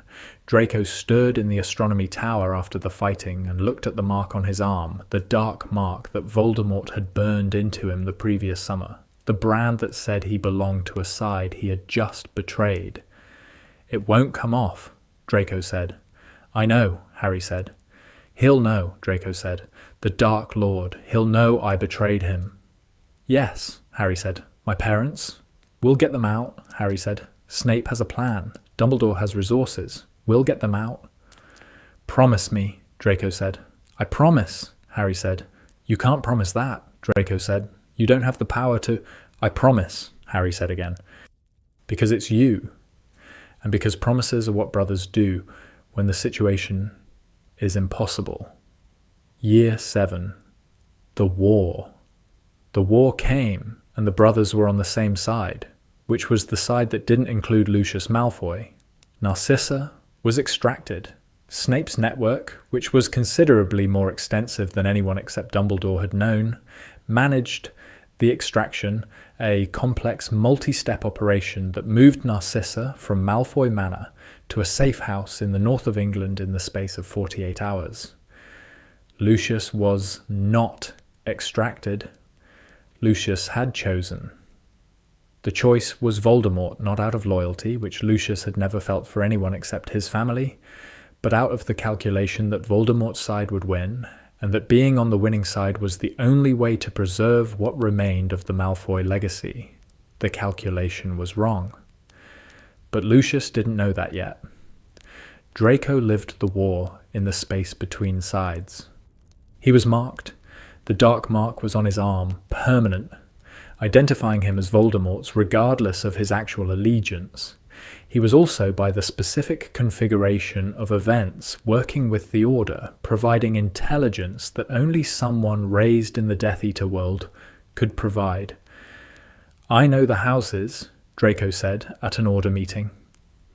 He was sitting at the table in Grimmauld Place, Sirius's house, which was now Order headquarters, which was the kind of irony that the universe produced without apparent effort. "I know the families. I know who's committed and who's performing and who would switch sides if the wind changed." "And your father?" Lupin said. "My father is committed," Draco said. His voice was level. The Malfoy composure, deployed in the service of a cause that the Malfoy name was supposed to oppose.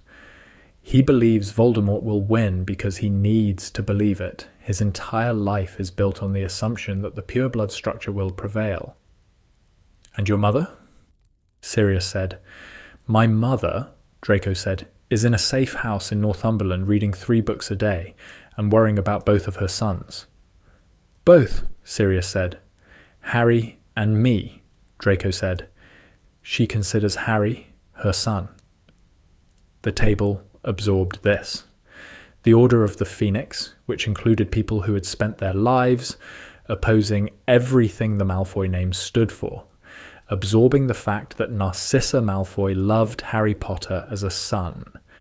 Harry fought the war with the skills of both houses, the courage of Gryffindor and the strategy of growing up Malfoy. He fought beside Ron, who was his best friend, and Hermione, who was his compass, and Draco, who was his brother. The Horcrux hunt happened. Dumbledore's lessons had prepared Harry, the diary, already destroyed by Dumbledore years ago, after Harry reported its existence based on Narcissa's knowledge of what Lucius had been keeping in the study. The ring, the locket, the cup, the diadem, the snake remained. The scar remained. "The scar," Dumbledore said. "I know," Harry said. "You understand what that means?" Dumbledore said. "I've understood for 2 years," Harry said, "since you told me about the Horcruxes." "And?" Dumbledore said. "And I'm going to walk into the forest," Harry said, "when it's time." Harry. "I grew up in a house that taught me to make calculations," Harry said. "This is the calculation. The Horcrux in my scar has to be destroyed. The only way to destroy it is Voldemort's killing curse. The sacrificial protection means I might survive." "Might," Dumbledore said. "Might is all I have," Harry said. "Might is all any of us have." "The forest," Harry told Draco before he went. Not at the last moment, not as a goodbye. He told Draco 3 days before the battle, sitting in the kitchen at Grimmauld Place, over tea that Sirius had made badly. "I'm going to die," Harry said. Draco put down his teacup. "Not permanently," Harry said. "Probably.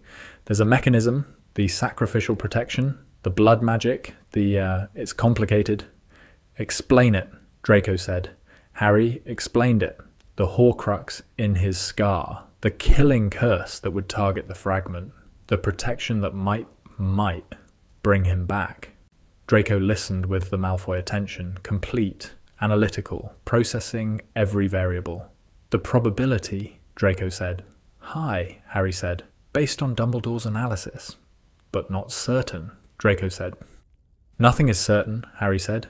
"Harry," Draco said, "you're telling me you're going to let Voldemort kill you. I'm telling you, I'm going to let Voldemort destroy the piece of himself that's in my head, Harry said, and that I expect to survive it. Expect, Draco said. Yes, Harry said. And if you don't, Draco said, then you finish it, Harry said. You and Ron and Hermione and the Order. The snake is the last Horcrux. Kill the snake, and then kill him. Draco looked at him, at his brother, who was sitting at a kitchen table telling him about his own probable death, with the composed, measured clarity of someone who had been raised by Malfoys and who had learned to present devastating information without flinching. You learned that from my mother, Draco said. What? Harry said. The composure, Draco said. The way you deliver terrible news like it's a weather report. You learned that from watching my mother manage my father for 10 years? Probably, Harry said. It's infuriating, Draco said. I know, Harry said. I'm not losing you, Draco said. You might, Harry said. I'm not, Draco said, because you're going to come back, because the protection is going to work, because... He stopped. His composure cracked for the second time in Harry's experience, in a way that was visible. Because I didn't grow up with you for 10 years so you could go die in a forest. Draco, you're my brother, Draco said. That's not a thing that ends. That's not a thing that dying can end. You walk into that forest and you come back. That's an order. You can't order me, Harry said. I'm a Malfoy, Draco said. I can order anyone. Harry almost laughed. Almost. The laugh caught in his throat because the situation wasn't funny, but Draco being Draco about it was, and the combination produced something that was neither laugh nor cry, but occupied the territory between them. I'll come back, Harry said. Promise, Draco said. I promise, Harry said. You promised about my parents, Draco said, and you kept that one. I'll keep this one too, Harry said. The Battle of Hogwarts. Draco fought. This was the thing that mattered most, not the specifics of the battle, not the corridors and the curses and the chaos. That Draco Malfoy, who had a dark mark on his arm and a Death Eater father on the other side, fought for Hogwarts. He fought beside Harry, two brothers, back to back, in the corridors of the school that had tried to separate them for 7 years and that had failed, because the sorting couldn't override 10 years of shared childhood, and the hat had been wrong about one thing. Harry could stand alone, but he was better when he didn't have to. Neville killed the snake. Draco was there when it happened, standing near Neville, covering him, giving him the 3 seconds of clear space that Neville needed to draw the sword and strike. The coverage was Draco's contribution. The strike was Neville's. Good shot, Draco said after. Thanks, Neville said. And then, because Neville had spent 7 years watching Draco and Harry navigate their impossible relationship, and had decided at some point that the navigation was genuine. You're all right, Malfoy. Don't tell anyone, Draco said. Harry walked into the forest. He walked with the resurrection stone in his hand and his parents beside him, James and Lily, shimmering, present. The stone had been inside the snitch that Dumbledore left him. I open at the close, and the close was now. You're brave, James said. I'm terrified, Harry said. Same thing, James said. He's grown up well, Lily said. She was looking at Harry with the eyes that were his eyes, the green that Narcissa had been looking at for 16 years. Narcissa raised him, James said. There was something in his voice, not resentment, wonder. The wonder of a dead man, seeing who had raised his child and finding it was not who he'd expected, and finding, against all expectation, that the raising had been good. She loved him, Lily said. I can see it. She's a black, James said. The blacks are... She loved him, Lily said again. That's what matters. Harry walked into the clearing. Voldemort was there. The curse came. He fell. He came back. The Great Hall. Voldemort was dead on the floor, and Harry was alive. And the first person who reached him was not Ron, not Hermione, not Dumbledore. It was Draco. Draco crossed the Great Hall at something between a walk and a run, the Malfoy version of running, which was moving quickly while maintaining the appearance of composure, and he reached Harry and he put his arms around him and held on. "You came back," Draco said. "I promised," Harry said. "You absolute idiot," Draco said. "You said that before," Harry said. "It bears repeating," Draco said. They stood in the Great Hall in the aftermath of the war, brothers, one in Gryffindor robes, one with a dark mark under his sleeve, the culmination of 16 years of growing up together and 7 years of being pulled apart and one night of choosing to be on the same side. Ron found them. Hermione found them. The four of them stood in the hall, and the four of them were the thing that the war had been trying to prevent. People who had chosen each other across every line the world had drawn. "It's over," Ron said. "It's over," Harry said. "So what now?" Ron said. Harry looked at Draco. Draco looked at Harry. "Now we go home," Harry said. "Which home?" Draco said. "The manor is." "Home isn't a building," Harry said. "Home is where Aunt Cissa is." Draco looked at him with the expression that Harry had known since they were 7, the expression of someone who was trying not to show how much something mattered. "Yeah," Draco said. "Yeah, it is." After. Narcissa was in Northumberland when the war ended. Harry and Draco went to her the next morning, apparated, because neither of them was willing to wait for the flu network to be restored. She was standing in the garden of the safe house when they appeared. She looked at them, and they looked at her. And the 16 years that had started with a baby in her arms at 3 a.m. concluded with 2 young men standing in a garden in the morning light. "My boys," she said. They went to her, both of them. The hug was the kind that had no regard for composure or dignity, or the Malfoy presentation that Narcissa had spent her life maintaining. She held them, and they held her. And the 3 of them stood in the garden, while the rest of the wizarding world celebrated. Lucius was in Azkaban. The trial was forthcoming. The outcome was not in question. Lucius had returned to Voldemort voluntarily, had participated in the Second War actively, and the evidence was comprehensive. Draco testified at his father's trial, not against him. Draco was not a person who could testify against his father, regardless of what his father had done, but he testified about the circumstances, the coercion, the leverage, the use of family as hostages. He presented the evidence not as a defense, but as context, because context was what Draco could offer without betraying either his father or his own choices. "My father made his decisions," Draco said in the Wizengamot chamber. "I made mine. The decisions were different. The love was the same." Harry testified too, for Draco, for Narcissa. "Narcissa Malfoy took me in when I was 15 months old," Harry said. "She raised me alongside her own son. She fed me, educated me, cared for me. She loved me. And when the war came, she chose to protect her children rather than to serve a cause she had never believed in." "She is a Malfoy," the Wizengamot chairman said. "She is a mother," Harry said. "And a mother's choice to protect her children is not a crime." Narcissa was cleared. Draco's charges, the dark mark, the vanishing cabinet, the mission were complicated by his cooperation with the Order, his intelligence contributions, and the testimony of 4 Order members who confirmed his role in the Tower defense. He received a conditional sentence, 2 years of supervision, the mark on his arm permanent, the name on his family complicated.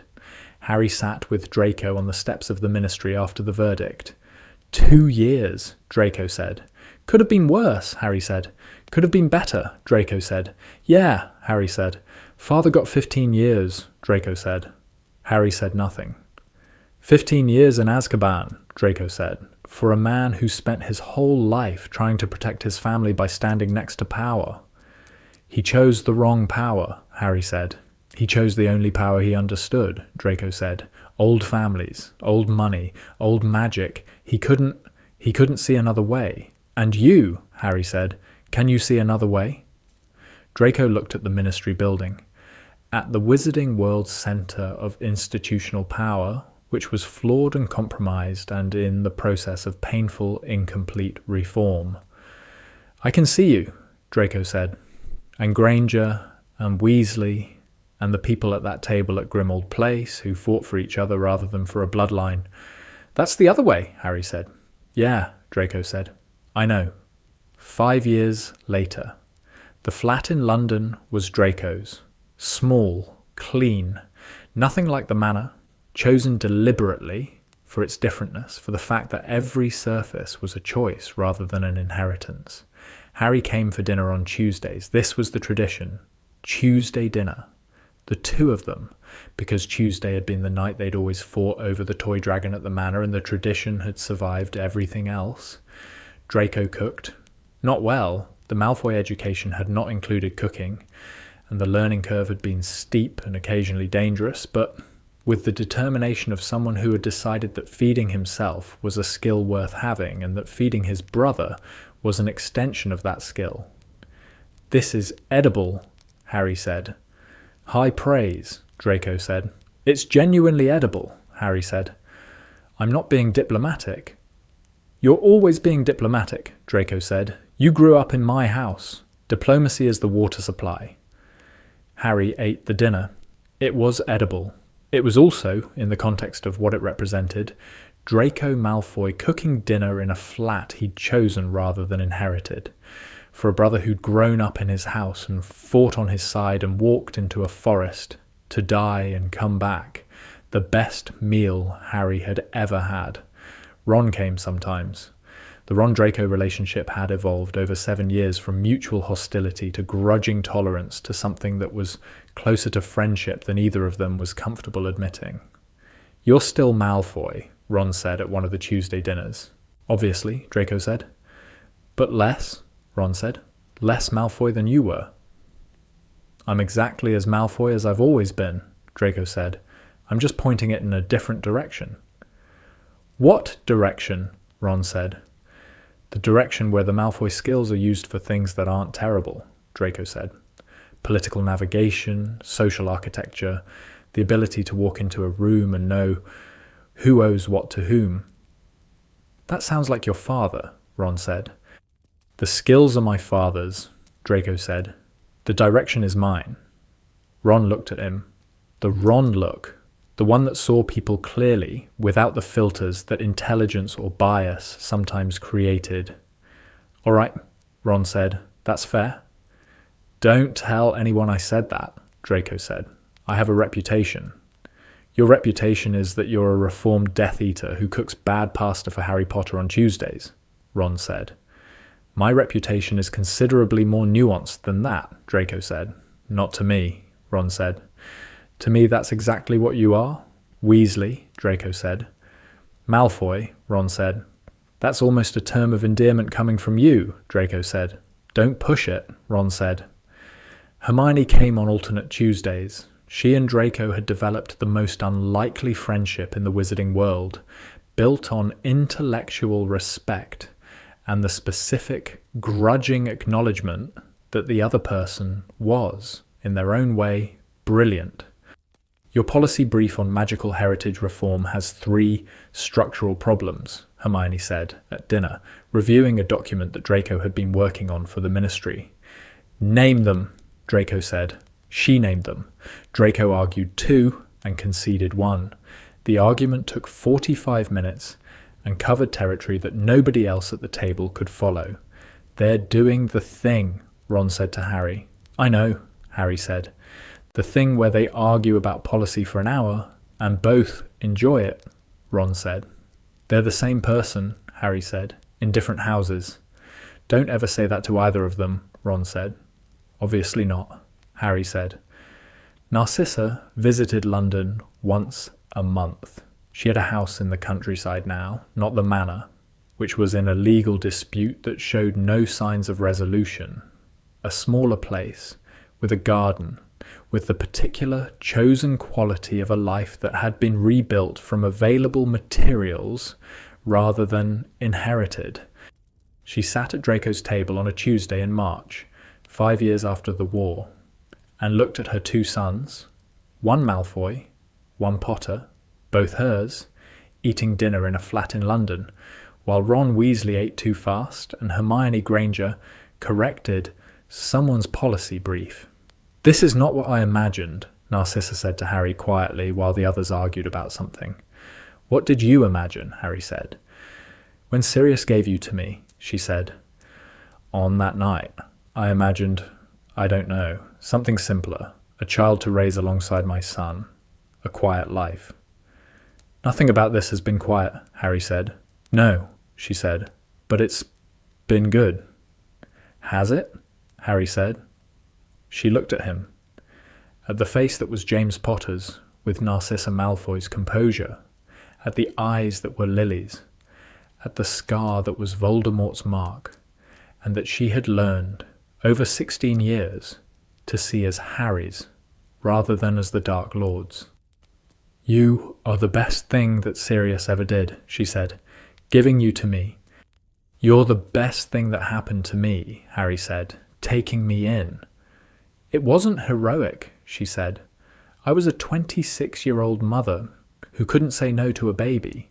The inability to say no to a baby," Harry said, "is approximately the most heroic thing I've ever encountered." Narcissa looked at him with the expression that Harry had been seeing for 21 years, the expression of a woman who loved someone completely and who expressed the completeness through control rather than display. "Eat your dinner," she said. "Yes, Aunt Cissa," Harry said. He ate his dinner at the table in the flat with his brother and his friends and his mother, who wasn't his mother, but was.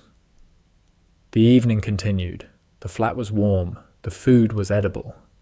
The people in the room were alive and present, and his, in the way that people were yours when you had grown up with them and fought beside them and survived the fighting and come out the other side into a Tuesday evening in London where the pasta was bad and the company was good.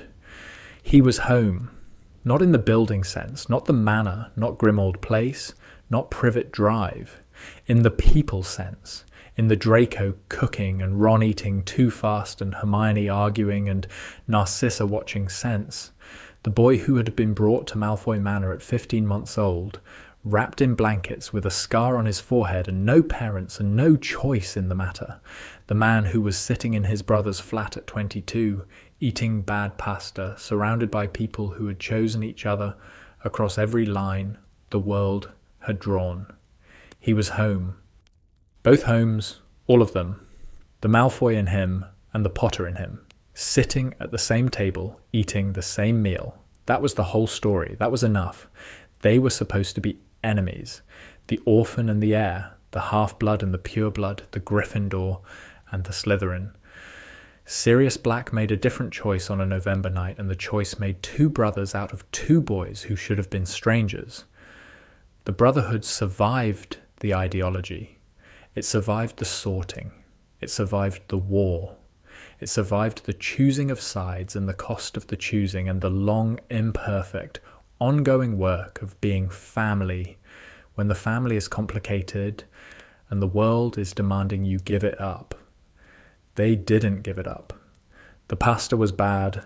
The company was good. They were home, expanded threads Snape, and the Potter boy in Slytherin robes. Severus Snape's first encounter with Harry Potter at Hogwarts was in the potions corridor on September 2nd, and the encounter nearly ended him. The boy came around the corner in Gryffindor robes, red and gold, the colours that Snape had spent 20 years associating with the worst moments of his life, and the face was James Potter's face, the structure, the jaw, the hair that went in every direction regardless of what was done to it. James Potter's son, walking through Hogwarts in James Potter's house colours, and then the boy looked up and the eyes were Lily's. Snape stopped walking. He stood in the corridor, and the boy stood in the corridor, and for 3 seconds the two of them existed in the space where Snape's past and present collided. "Professor Snape," Harry said. The voice was polite, controlled. The Malfoy upbringing showed the composure, the social management, the trained ability to address an authority figure with the correct degree of deference. "Potter," Snape said. "I'm in your first potions class this afternoon," Harry said. "I've read the first 3 chapters of the textbook." "Have you?" Snape said. "Aunt Cissa suggested it," Harry said. "She said you appreciate preparation." Snape looked at the boy, at James Potter's face saying Aunt Cissa with the familiar ease of someone who had grown up in Narcissa Malfoy's household, at Lily's eyes looking at him from behind the composure of a boy who had been raised by people Snape knew, people Snape had sat at dinner with, had attended events with, had occupied the same social world as for 20 years. This was not the encounter Snape had prepared for. He had prepared for James Potter's son, arrogant, entitled, the swagger of inherited fame. He had prepared to hate the boy on sight. The boy in front of him was not that. The boy in front of him was Narcissa's work, polished, prepared, respectful in the way that Slytherin children were respectful, the way that suggested awareness of social hierarchy rather than genuine deference. "Your mother," Snape said. The word came out before he could manage it. "Sir?" Harry said. "Harry, your mother was the most talented potioneer in her year," Snape said. "If you've inherited her aptitude, the first 3 chapters will not be sufficient." "What would be sufficient?" Harry said. "Read the appendices," Snape said. "The section on ingredient interactions. Your mother understood interactions in a way that very few students do." "You knew her," Harry said. "I did," Snape said. "Aunt Cissa doesn't talk about her much," Harry said. "She says my mother was talented. That's usually where the conversation ends." "Your mother was considerably more than talented," Snape said. "She was brilliant, in a way that had nothing to do with heritage and everything to do with the person." Harry looked at him, at this teacher who had just said something about his mother that contradicted the Malfoy household's careful, managed, heritage-conscious framing. Lily Potter was more than talented. The more than had nothing to do with heritage. "Thank you, Professor," Harry said. "Read the appendices," Snape said. He walked away before the conversation could continue because the conversation had already gone further than Snape had intended, and because standing in a corridor, looking at Lily's eyes, was a thing he could only do for a limited number of seconds before the cost became unmanageable. The potions classes that followed were difficult for Snape, not because Harry was bad at potions. Harry was good, genuinely good, with an intuitive grasp of ingredient interactions that was, as Snape had feared, inherited from Lily. Because every class required Snape to look at James Potter's face displaying Lily's gift with Narcissa Malfoy's composure, and the combination was a 3-way collision that left Snape functionally speechless at least once per lesson. He graded Harry fairly.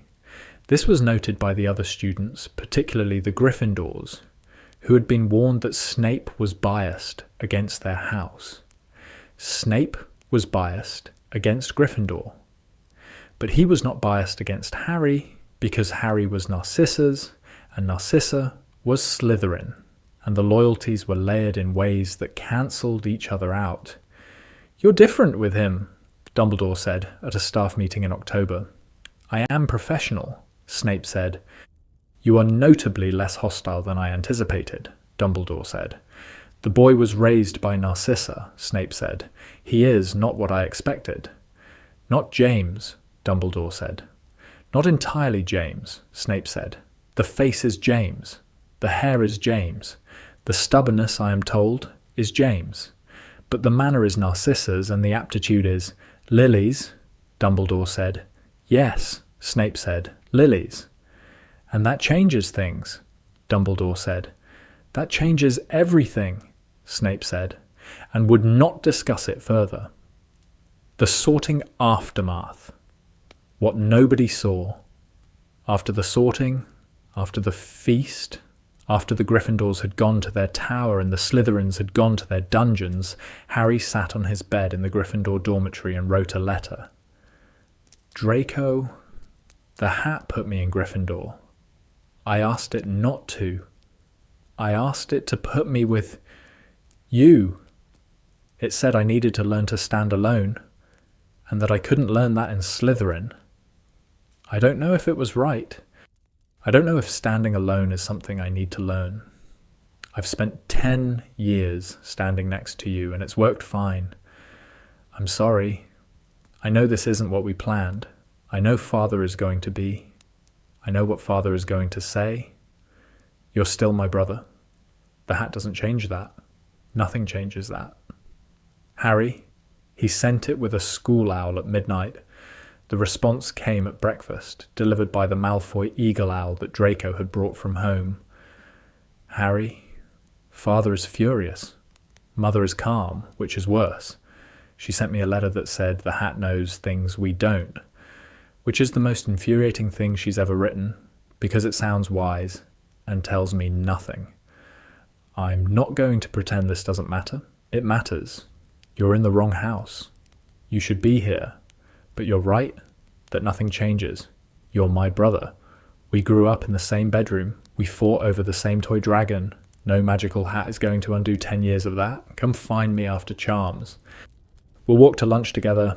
Also, Crabbe asked me if you were a blood traitor now. I told him that if he used that phrase about you again, I'd transfigure his eyebrows into caterpillars. He doesn't know I can't actually do that yet, but the threat landed.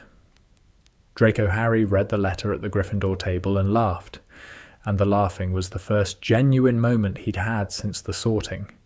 And Ron, who was sitting next to him eating sausages at a rate that suggested he was trying to set a record, looked over and said, "Good news."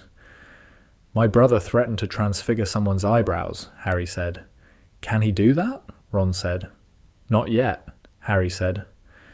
"But he made the threat," Ron said. "That's very Draco," Harry said. "Sounds like a Malfoy thing," Ron said. "It's a brother thing," Harry said. Ron looked at him with the expression of someone who had 5 brothers and who understood, at a level that went deeper than house colours, what brother things were. "Yeah," Ron said. "All right, it is." Narcissa's position. What she carried. Narcissa Malfoy's management of 2 sons in different houses was the most demanding project of her adult life, which was saying something given that her adult life included marriage to Lucius Malfoy and membership in a family that defined the word complicated. She wrote to both boys weekly. The letters to Draco were maternal, news from home, questions about classes, the steady stream of emotional maintenance that Draco needed because Draco was, underneath the Malfoy exterior, a boy who missed his mother and who managed the missing through composure rather than complaint.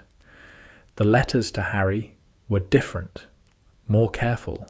The letters of a woman who understood that the boy in Gryffindor was navigating a world that her household had not prepared him for, and that the navigation required information she could provide without being present.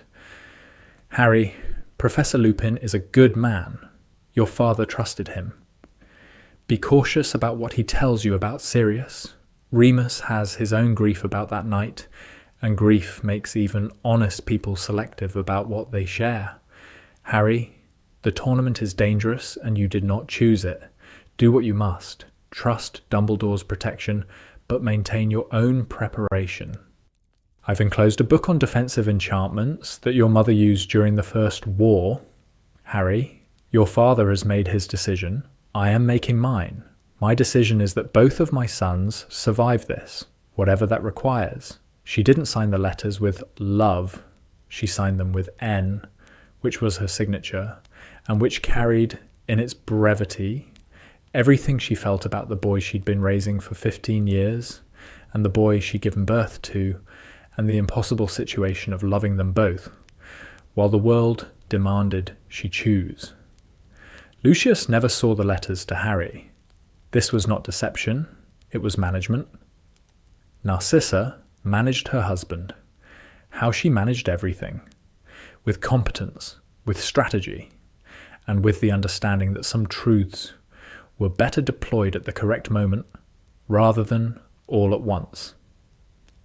The correct moment for Lucius to learn the extent of Narcissa's attachment to Harry did not arrive until the war, when the attachment became operationally relevant. Ron and Draco, the slow thaw. The relationship between Ron Weasley and Draco Malfoy was the relationship that nobody expected, and that developed with the speed of geological change. In first year, they were hostile. The hostility was inherited, passed down through generations of Weasley Malfoy antagonism, like a particularly aggressive family heirloom. Ron looked at Draco and saw everything his father had warned him about. Draco looked at Ron and saw everything his father had dismissed. Harry was the bridge, an awkward, uncomfortable, frequently inadequate bridge that both Ron and Draco crossed only because Harry was on the other side. "I don't like him," Ron said in second year. "I'm sorry, Harry, but I don't." "You don't have to like him," Harry said. "You just have to tolerate him." "I tolerate him because of you," Ron said, "not because of him." "That's fine," Harry said. "Toleration has to start somewhere. It starts at, I won't hex him in the corridor, reach Donny," Ron said. It doesn't go much further than that. The thaw began in third year, not through a dramatic event, but through the specific, unremarkable process of two people occupying the same space around a third person for long enough that the hostility wore smooth. Draco was at breakfast with Harry, sitting at the Gryffindor table, which he did once a week because Harry insisted, and because Draco's pride was less important to him than his brother's requests, though he would never have admitted this. "Weasley," Draco said. "Malfoy," Ron said. "Your chess set," Draco said. "It's wizard's chess?" "Obviously," Ron said. "The knight is chipped," Draco said. "He's been chipped since my grandfather had the set," Ron said. His voice was defensive. The chess set was old, battered, inherited, and Ron was aware that it was not the kind of chess set a Malfoy would own. "My mother's set has the same chip," Draco said. "On the same knight. Patel and Sons made them. The 1920s run." "The knight's visor had a manufacturing defect." Ron stared at him. "Your set and my mother's set were made in the same workshop," Draco said. "Probably the same week." "You know about chess sets," Ron said. "I know about old things," Draco said. "My family collects them." "Your family and mine have the same chess set," Ron said. That's weird." "It's history," Draco said. "Before the feud, the Malfoys and the Weasleys were social equals. Same events, same suppliers, same chess sets." "Before the feud," Ron said. "Before the feud," Draco said. They looked at each other across the table. Two boys whose families had been at war for generations, connected by a chess set from the 1920s, and a boy with a scar who sat between them. "I'm still better at chess than you," Ron said. "Probably," Draco said. "I haven't played seriously since I was 9. "Won a game," Ron said. "Now?" Draco said. "After breakfast," Ron said. "I'll use the Weasley set. You can use your hands." Draco looked at him. The Malfoy composure was in place, but underneath it, Harry could see something shift. The first fracture in the inherited hostility, produced not by argument or by crisis, but by the shared recognition of a chess set from a workshop that had served both families when serving both families was normal. "Fine," Draco said. They played chess after breakfast. Ron won. Draco was not gracious about it, because Draco was not gracious about losing anything, but he played again the following week, and the following week, and by the end of third year, the weekly chess game was a fixture. "You're getting better," Ron said, "in fourth year." "I'm adapting to your style," Draco said. "You play aggressively. Once I mapped the aggression patterns, the counter-strategy became obvious." "Did you just describe our chess game using military terminology?" Ron said. "I described it using accurate terminology," Draco said. "You're very Malfoy about chess," Ron said. "I'm very Malfoy about everything," Draco said. "You've met me." "Unfortunately," Ron said. But he was almost smiling. The relationship never became warm. Ron and Draco were not going to be friends in the Gryffindor sense. The easy, uncomplicated, sit on each other's beds and talk about feelings, friendship. What they became was something more Slytherin, allies, people who respected each other's capabilities, who could occupy the same space without hostility, who would, when the time came, fight on the same side, not because they loved each other, but because they loved the same person. Harry was the reason. Harry was always the reason. Fourth year, the graveyard and what Draco saw. When Harry disappeared from the maze, when the cup portkey activated and Harry and Cedric were gone, Draco was in the Slytherin stands. He felt it. Not through magic, through the 10-year calibrated awareness of his brother that functioned as a sixth sense. Harry was gone. The wrongness of the absence hit Draco physically, a tightening in his chest that had nothing to do with the cold air, and everything to do with the bond that existed between two people who had shared a childhood. "Something's wrong," Draco said to Blaise. "The champions are in the maze," Blaise said. "Everything's fine." "Something's wrong with Harry," Draco said. Blaise looked at him. Blaise, who understood Draco better than most Slytherins, recognized the expression. The one that meant Draco's composure was serving as a dam against something significant. "What do you want to do?" Blaise said. "I want to go down there," Draco said. "You can't go into the maze," Blaise said. "I can go to the edge of it," Draco said. He went. He pushed through the Slytherin section, down the stands, across the pitch to where the judges were standing. Nobody stopped him, because nobody expected a Slytherin fourth year to be moving with that kind of urgency, and by the time anyone thought to intervene, Draco was at the maze entrance. He waited 45 minutes. The longest 45 minutes of Draco's life, standing at the entrance to the maze in the dark, waiting for his brother to come back from wherever the portkey had taken him. Harry came back. He came back holding Cedric Diggory's body, and his face was doing something Draco had never seen on it. Not the managed composure of a boy raised by Malfoys, but the raw, unprocessed horror of someone who had just watched a person die. Draco reached him before the teachers did. He reached Harry and he put his hands on Harry's shoulders, and Harry looked at him and said, "He killed Cedric. Voldemort killed Cedric."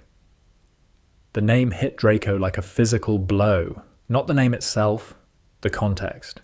Voldemort was real. Voldemort was back. Voldemort had just murdered a student in front of Harry, and Draco's father served Voldemort. This was the moment when the childhood ended. Not the sorting, not the mudblood incident, not the years of ideological arguments at the dinner table.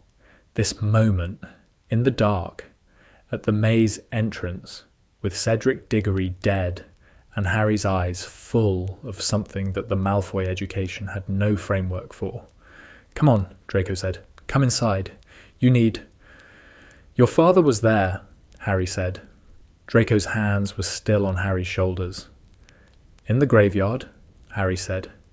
"When Voldemort came back, the Death Eaters came, and your father was one of them. He was wearing a mask, but I saw him. I know his walk." Draco's hands didn't move. They stayed on Harry's shoulders because taking them off would have been an admission that what Harry had just said changed things, and Draco was not ready to admit that. "We'll talk about it later," Draco said. "We'll talk about it now," Harry said. "Harry," Draco said, You're covered in blood and you're holding a dead body, and the teachers are coming, and this is not the moment." "When is the moment?" Harry said. "Later," Draco said. "When you're not." He stopped. "When I'm not?" "When you're not? What?" Harry said. "When I'm not holding on to you because I'm afraid you're going to collapse," Draco said. Harry looked at him, at his brother, who was 15, and who had just been told that his father was at the scene of a murder, and who was choosing, in this moment, to hold on to Harry, rather than to process the information. "Okay," Harry said. "Later." Later came. 3 days later, in the hospital wing, after the chaos had settled and the school was dealing with Cedric's death, and the Ministry was denying Voldemort's return, and the world was reorganizing itself around a truth that most people didn't want to accept. "My father," Draco said. "I saw him," Harry said. "You're sure?" Draco said. "I grew up in his house," Harry said. "I know the way he walks. I know the way he holds his wand. I know the angle of his head when he's performing. He was there, Draco." Draco sat on the edge of the hospital bed and absorbed this. The absorption was not quick. It was the slow tectonic process of a worldview adjusting to accommodate information that didn't fit. "He went back," Draco said. "He was summoned," Harry said. "The dark mark burns when Voldemort calls. Your father would have felt it." "He could have not gone," Draco said. "Could he?" Harry said. Draco was quiet. "The mark is binding," Harry said. "I don't know if refusing is possible. I don't know if your father had a choice." "Everyone has a choice," Draco said. "Do they?" Harry said. "If the alternative is Voldemort coming to the manor, where your mother is?" Draco looked at his hands, at the fingers that were long and thin and that looked exactly like Lucius's fingers. The Malfoy hands, the inheritance that went deeper than the fingers. "I hate this," Draco said. "I know," Harry said. "I hate that he went back. I hate that the choice was. I hate that the world is making him choose between a monster and his family." "The world didn't make that choice," Harry said. "Your father made it 20 years ago when he took the mark the first time. He was young. He was old enough," Harry said. "And I'm sorry because I love your family and your family is my family, and I would rather not have seen your father in a graveyard tonight. But I did. And we have to deal with that." "How?" Draco said. "I don't know yet," Harry said. "That's not helpful," Draco said. "I know," Harry said, "but it's honest." They sat in the hospital wing, two brothers processing the fact that one of them had just watched the other's father bow to the man who had murdered the first one's parents. The geometry was impossible. The brotherhood held anyway. Year 5, Umbridge, and what it cost. The Umbridge year was the year that Harry learned how the Malfoy education could be weaponized for good, and the year that Draco learned how the Malfoy name could be a liability. Umbridge arrived at Hogwarts with the full weight of the Ministry behind her, and the bureaucratic cruelty of someone who had never needed to raise her voice to destroy a person. She was, in Harry's assessment, the most dangerous teacher Hogwarts had ever employed, not because of her magic, which was competent but unremarkable, but because of her institutional power. Harry fought her, not with Gryffindor directness, with the tools Lucius Malfoy had given him. He wrote letters to the parents on the Board of Governors, explaining in careful, Malfoy-polished prose that the defense curriculum had been gutted and that their children were being left unprepared. To the Daily Prophet, through channels that the Malfoy name opened and that Harry's name made newsworthy. To the Ministry itself, filing formal complaints through the correct departments with the correct forms in the correct language. "You're using my father's methods," Draco said, watching Harry draft a letter to Fudge at the library table. "Your father's methods work," Harry said. "Against Umbridge," Draco said, "who my father supports." "Your father supports the Ministry," Harry said. Umbridge is the Ministry's instrument. The instrument is defective. Your father, if he were thinking clearly, would recognize that Umbridge is making the Ministry look incompetent. You're arguing my father's position better than my father would, Draco said. I learned from the best, Harry said. Don't compliment my father, Draco said. Not now. The institutional approach worked, slowly, imperfectly, with the grinding difficulty of any bureaucratic campaign. Umbridge was not removed quickly. She was removed in January, after 3 months of mounting pressure from governors, from parents, from the Wizengamot's Education Committee, and from Harry Potter's carefully orchestrated public relations campaign. The blood quill was the catalyst. Harry endured it twice. 2 detentions, 2 sessions of carving. I must not tell lies into the back of his hand. Before he documented the injuries, photographed them with a camera borrowed from Colin Creevey, and sent the photographs to 3 members of the Wizengamot with a formal complaint and a request for investigation. You could have told Dumbledore, Hermione said. Dumbledore would have handled it internally, Harry said. Internal handling would have been managed, contained, resolved, quietly. I didn't want quiet. I wanted loud. You wanted political pressure, Hermione said. I wanted accountability, Harry said. The kind that comes from making the damage public. Hermione paused. That's actually very effective. It's Malfoy's strategy, Harry said. Applied to a situation a Malfoy would never apply it to. Turning their tools against them, Hermione said. Turning tools toward their correct purpose, Harry said. The tools aren't the problem. The direction is the problem. Umbridge was removed in January. She was replaced by a temporary appointment, a ministry bureaucrat who was less cruel and less competent, which was an improvement on one axis, and neutral on the other. The DA continued training. Harry ran it from Gryffindor, Draco supported it from Slytherin, and the cross-house alliance that had been building for 4 years became, in 5th year, the most significant student organisation Hogwarts had seen in a generation. Year 6, the mission, expanded. When Narcissa's letter arrived in October of 6th year, Harry read it 3 times before going to the astronomy tower. The letter was 8 words long. Draco has been given a task. Help him. 8 words. Narcissa's entire capacity for communication compressed into a message that was short enough to memorize and destroy, because Narcissa understood that written evidence was a weapon, and that weapons in the wrong hands killed the people who'd made them. The mission itself, kill Dumbledore, was Voldemort's punishment for Lucius's failure at the Department of Mysteries. Lucius had been arrested, imprisoned in Azkaban, and the Malfoy family's standing in Voldemort's organization had collapsed. Draco was the payment.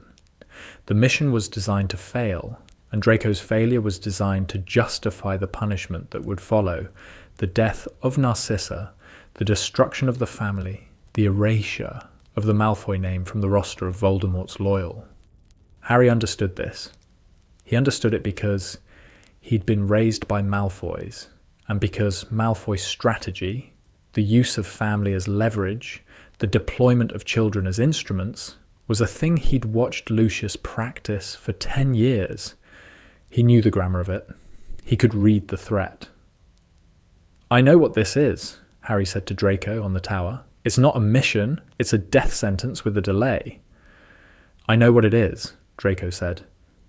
Then stop trying to complete it and let me help you escape it, Harry said. There's no escaping it, Draco said. If I don't complete it, my mother dies. Your mother is already making her own plan, Harry said. She wrote to me. She's thinking 3 moves ahead, the way she always does. What's her plan? Draco said. I don't know the details, Harry said. But the letter says help you, which means she expects you to accept help, which means she's already factored my involvement into her calculation. She's managing this, Draco said, She's been managing everything since I was 15 months old, Harry said. She's the most competent person either of us has ever met. Don't tell her that, Draco said. She'll be impossible. She's already impossible, Harry said, in the best way. The plan that developed, Harry telling Dumbledore, Dumbledore coordinating with Snape, the vanishing cabinet as a trap, took 3 months to assemble. 3 months of Draco pretending to work on the cabinet while actually providing intelligence on the timeline.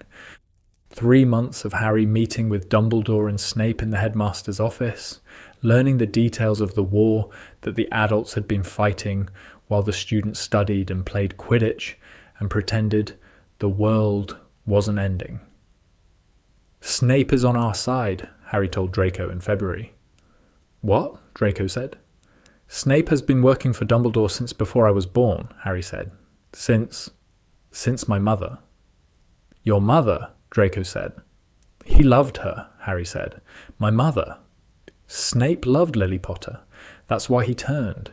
That's why he's been a spy for 20 years. Draco absorbed this. Snape, Severus, Snape, loved Lily Evans Potter, Harry said. Muggle-born witch from Cokeworth. Our potions professor has been risking his life for 20 years because of a Muggle-born Gryffindor, Draco said. Love doesn't respect house boundaries, Harry said, or blood status. Apparently not, Draco said. The Tower Night came in June. The cabinet was ready. The Death Eaters came through. And the Order was waiting. Not perfectly, not without cost. 2 Order members were injured. Neville took a curse to the shoulder that left a scar he'd carry for the rest of his life.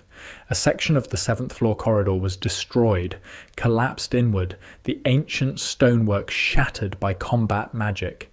But the Death Eaters were captured or driven back. Dumbledore was alive. The trap had worked.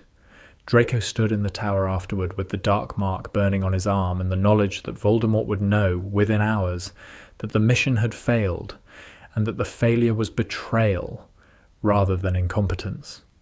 He'll come for my mother, Draco said. He won't reach her, Harry said. You can't promise. Snape's network is already moving, Harry said. Narcissa will be extracted within 24 hours. Extracted how? Draco said. I don't know the details, Harry said. Yes, Snape said the less I know, the safer the operation. That's very Slytherin, Draco said. Snape is very Slytherin, Harry said. He's also very good at what he does. The extraction was not smooth. This was the thing that the earlier version of the story didn't capture. The cost, the difficulty, the near failures that made the success feel earned rather than inevitable. Narcissa was at the manor when the extraction team arrived. The team was 3 people, Snape, Kingsley Shacklebolt, and a young Auror named Tonks, who was, Harry learned later, Narcissa's niece. The Malfoy wards were formidable, but the team had Snape, who knew the wards because he'd helped maintain them, and the entry was clean. The exit was not. Death Eaters arrived at the manor 40 minutes after the extraction team entered. The warning network that Voldemort maintained had flagged something, not the extraction itself, but the absence of Narcissa's magical signature from the manor's wards, which happened when the person was physically removed from the premises. The exit became a fight. Tonks held the corridor while Snape and Kingsley moved Narcissa through the grounds. 2 Death Eaters came through the flue. Tonks took a curse that broke 3 ribs and kept fighting because Tonks was, like all blacks, spectacularly stubborn when it came to protecting family. They got out, all of them, Narcissa, the team, Tonks, with her broken ribs. They got out through the gardens, past the ward's boundary, and disapparated to the safe house in Northumberland. The cost, the manor was compromised. The Malfoy fortune was seized. The family's position in wizarding society, the political capital, the institutional access, the 3 centuries of accumulated power was gone. Draco learned about the extraction at Hogwarts through a Patronus message that Snape sent at 3 in the morning. "She's safe," the silvery doe said. Draco sat on the edge of his bed in the Slytherin dormitory and looked at the Patronus, a doe, which was a thing he would understand later when Harry told him about Snape and Lily, and he cried. The raw, uncontrolled kind. The raw, uncontrolled, gasping crying of a 16-year-old who had spent 3 months managing the terror that his mother was going to be killed and who had just learned that she was alive. Harry was not in the dormitory. Harry was in Gryffindor Tower.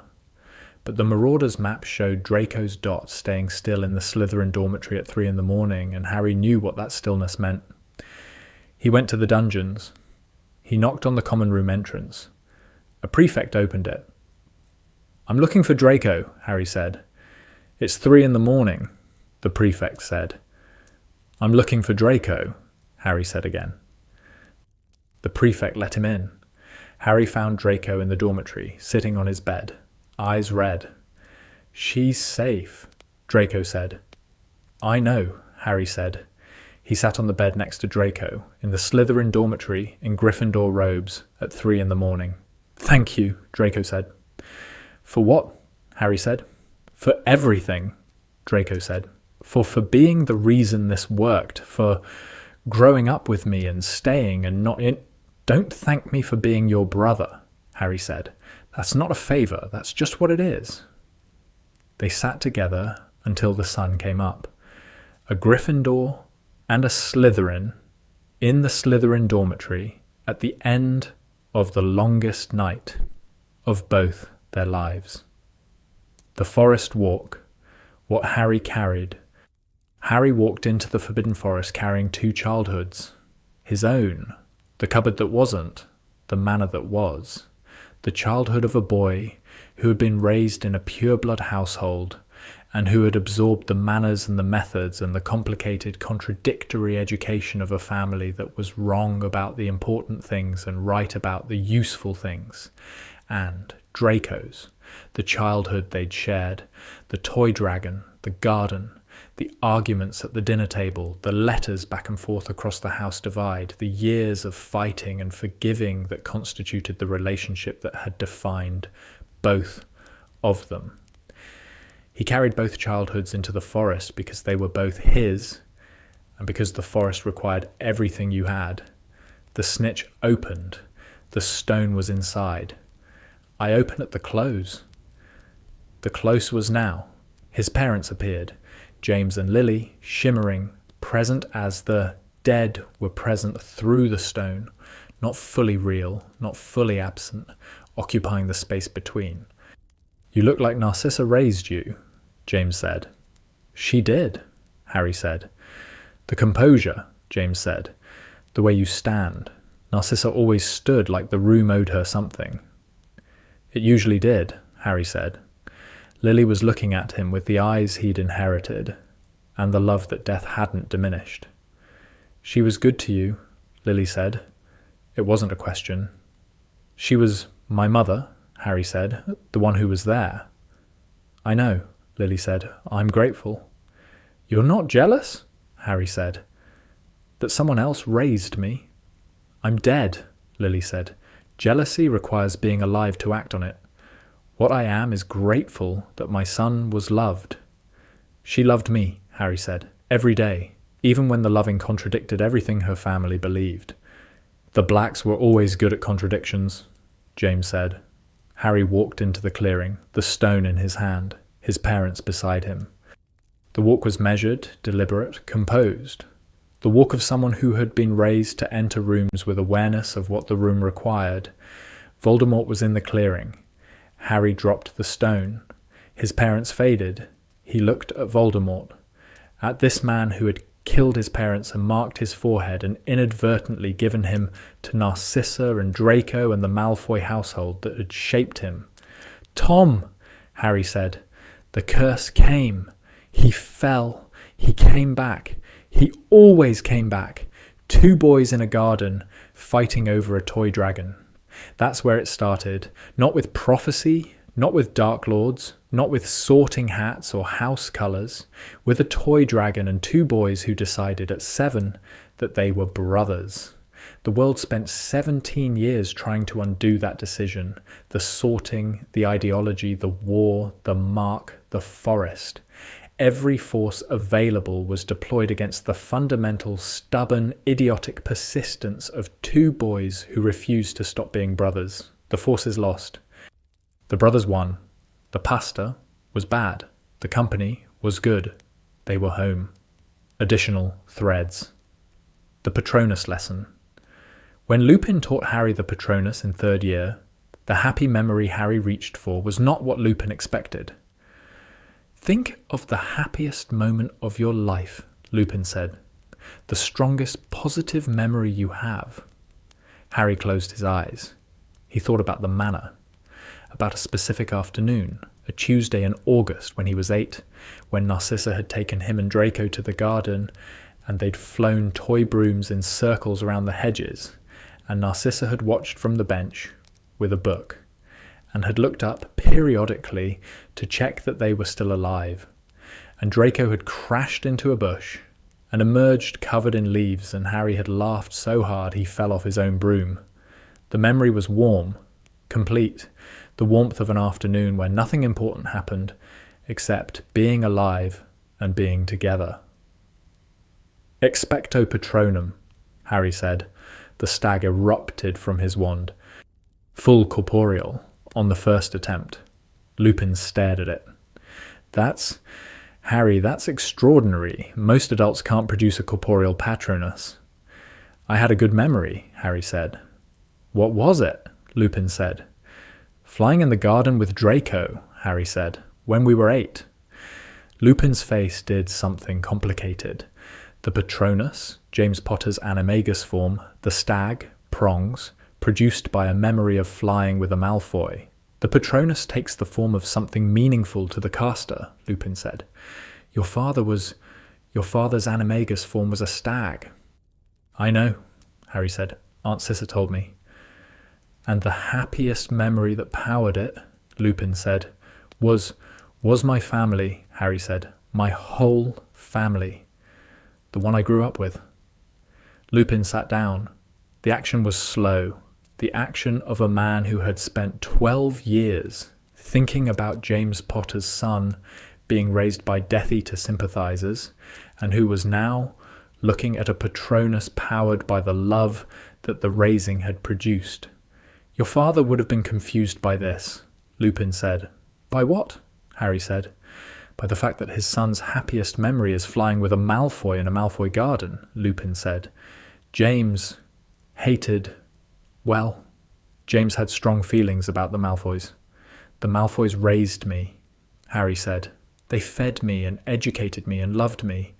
If my father's feelings about the Malfoys were stronger than his feelings about his son being loved, then my father's feelings were wrong."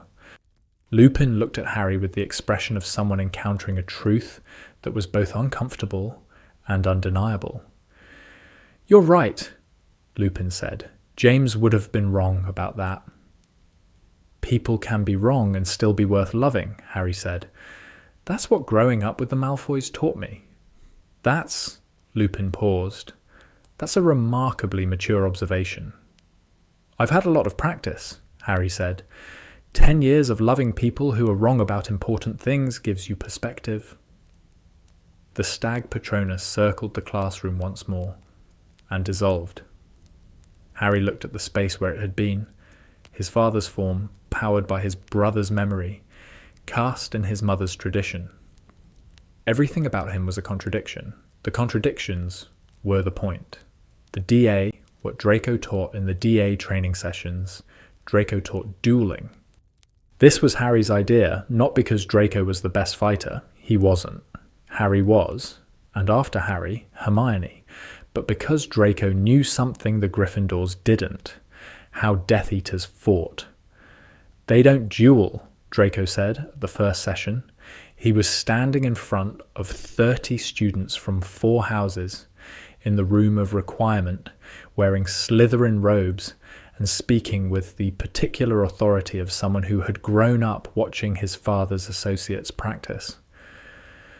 Dueling is what you do at school. What they do is combat. The difference is that combat has no rules. We know there are no rules, Seamus started. You don't, Draco said, because you've been trained in a system that has rules. Hogwarts teaches you to face your opponent, bow, cast in turn. That's dueling. Combat is 3 people attacking you simultaneously from different directions, while a 4th one is cursing the floor under your feet. The room was quiet. My father's associates practiced in the drawing room at the manor, Draco said.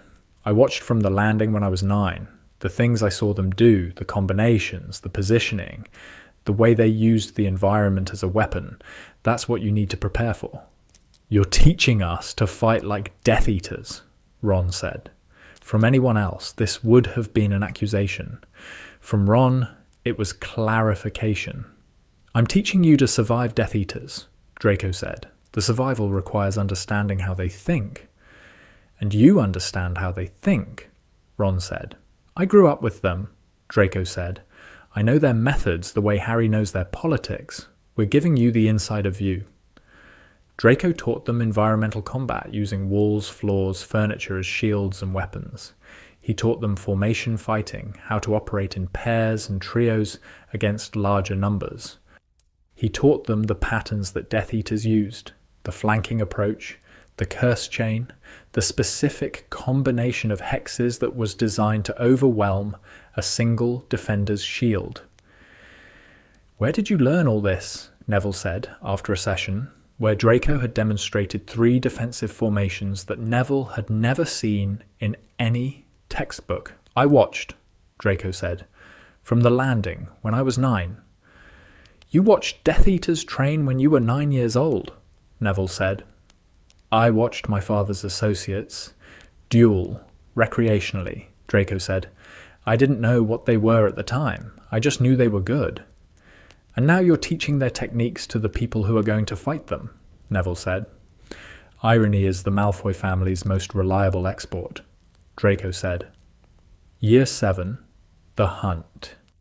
The Horcrux hunt happened during what should have been 7th year. Harry, Ron and Hermione left Hogwarts to find and destroy the remaining Horcruxes. Draco stayed. This was the hardest separation of their lives. Harder than the sorting, harder than the house divide, harder than the arguments about blood status. Because the hunt was dangerous, and Draco wasn't coming, and the not coming was a decision that cost Draco more than any decision he'd made. I should be with you, Draco said the night before Harry left. You should be at Hogwarts, Harry said. The DA needs leadership. Snape is headmaster, and the Carrows are running the school. The students need someone who can organize resistance from inside. The students need you, Draco said.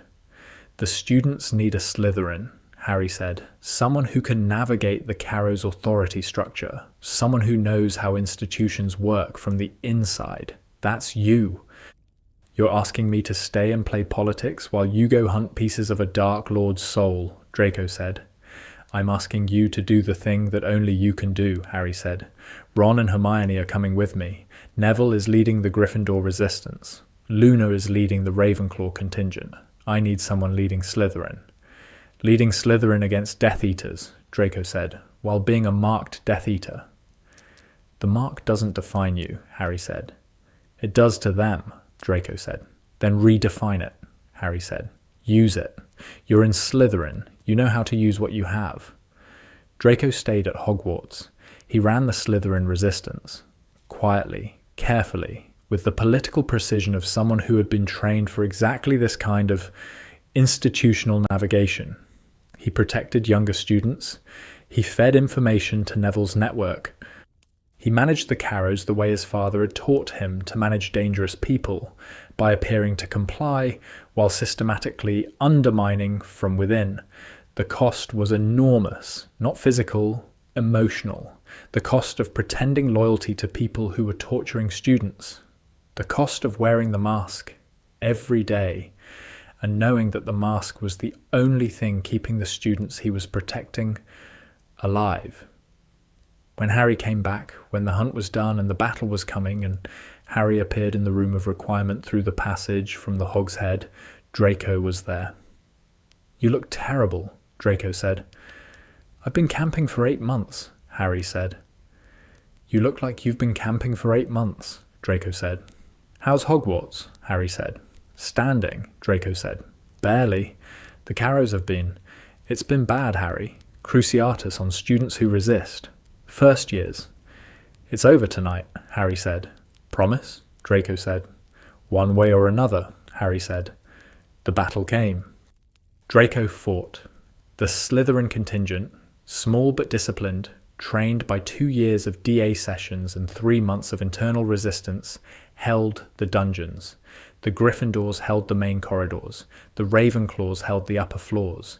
The Hufflepuffs held everything else, because the Hufflepuffs always held everything else. And the everything else was usually the thing that determined whether the line held or broke. During the battle, Draco encountered his father. Lucius was in the courtyard, fighting or present, because Lucius's fighting was always more presence than combat. He saw Draco across the courtyard in the chaos, and the seeing stopped him. Father and son, on opposite sides of a courtyard, on opposite sides of a war. "Draco," Lucius said. "Father," Draco said. "Come with me," Lucius said. "It's not too late. The Dark Lord is going to lose," Draco said. "Tonight. And I'm going to be on the side that wins." "This isn't about winning." "It's always been about winning," Draco said. "You taught me that. The difference is I chose the right side to win with." Lucius looked at his son, at the boy he'd raised alongside Harry Potter, alongside the boy who had argued with him at dinner tables for 10 years, alongside the boy who had changed Draco in ways that Lucius had never intended and could not undo. "Your mother," Lucius started. "Mother is safe," Draco said, "because Harry got her out. Because Harry, the half-blood you never quite accepted, the boy you treated as a political instrument, Harry saved her while you were here." Lucius was still. "Go home, father," Draco said. "Surrender. Cooperate. It's the only play you have left." "You're giving me strategic advice," Lucius said.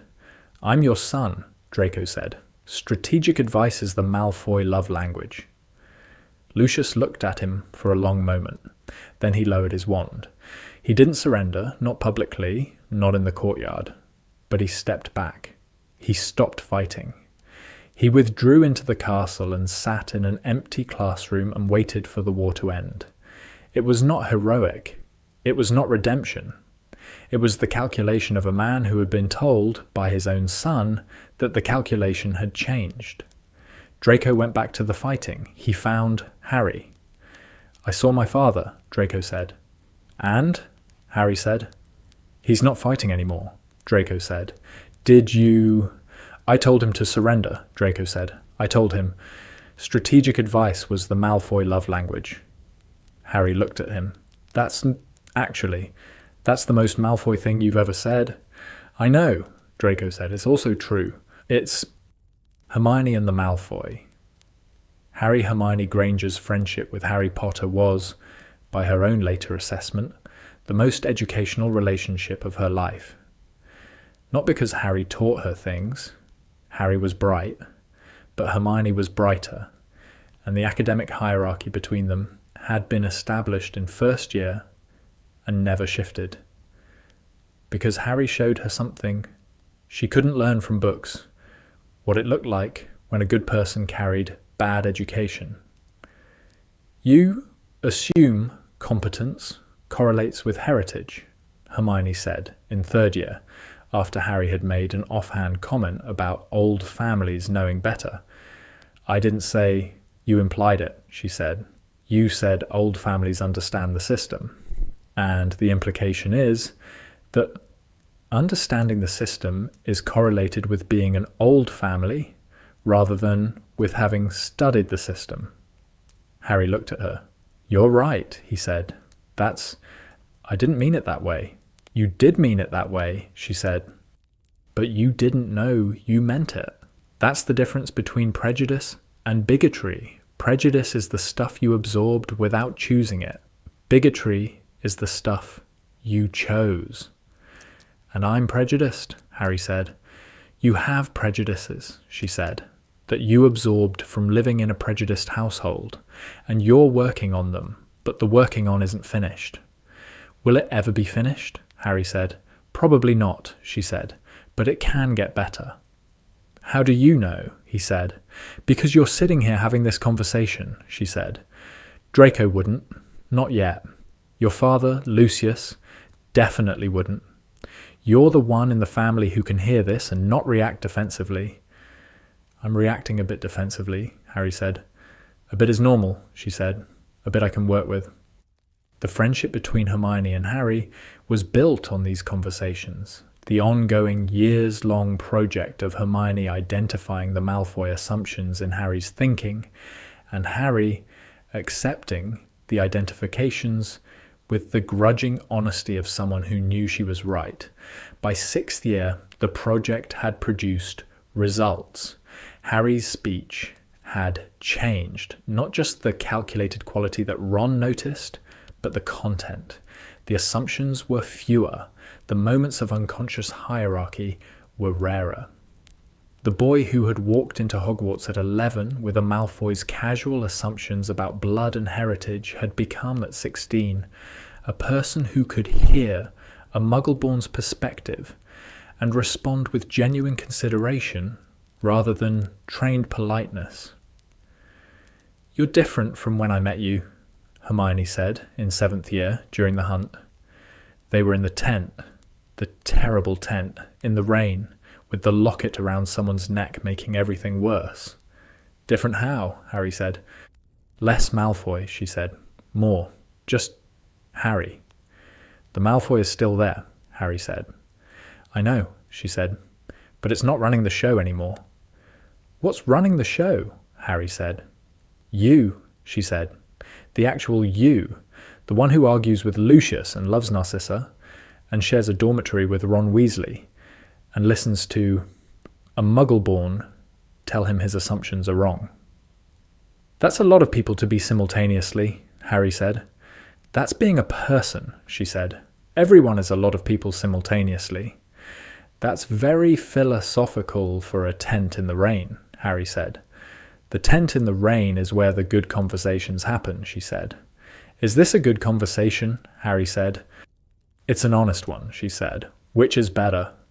The Tuesday table. The full picture. By the 5th year after the war, the Tuesday table had become the thing that all of them organized their weeks around. Not because Tuesday was special, because the table was. Harry cooked sometimes. He was better than Draco, which was a low bar, and worse than Molly Weasley, which was an impossible bar, and the cooking occupied the middle ground of edible with effort that characterized most of what Harry did outside of magic. What is this? Ron said, examining a plate. Risotto, Harry said. It doesn't look like risotto, Ron said. It doesn't look like anything yet, Harry said. Give it a minute. Narcissa would be appalled, Draco said. Narcissa doesn't cook, Harry said. Narcissa doesn't need to cook, Draco said. Narcissa has presence. Presence compensates for cooking. That's the most ridiculous thing you've ever said, Hermione said. It's the most Malfoy thing I've ever said, Draco said. There's a difference. Ginny arrived late. She always arrived late on Tuesdays because Quidditch practice ran long, and because Ginny's approach to time management was the Gryffindor approach, which was to assume that time would accommodate her rather than the reverse. You're late, Harry said. I'm here, Ginny said, which is the relevant fact. The relevant fact is that the risotto is getting cold, Hermione said. The risotto was never warm, Ron said. It was born cold. Weasley, Draco said. Malfoy, Ron said. Stop critiquing my brother's cooking, Draco said. Your brother's cooking deserves critique, Ron said.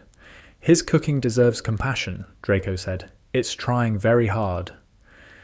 Harry stood in the kitchen and listened to his family, the assembled, constructed, chosen family that had been built from a Malfoy household and a Gryffindor dormitory and a war, argue about risotto.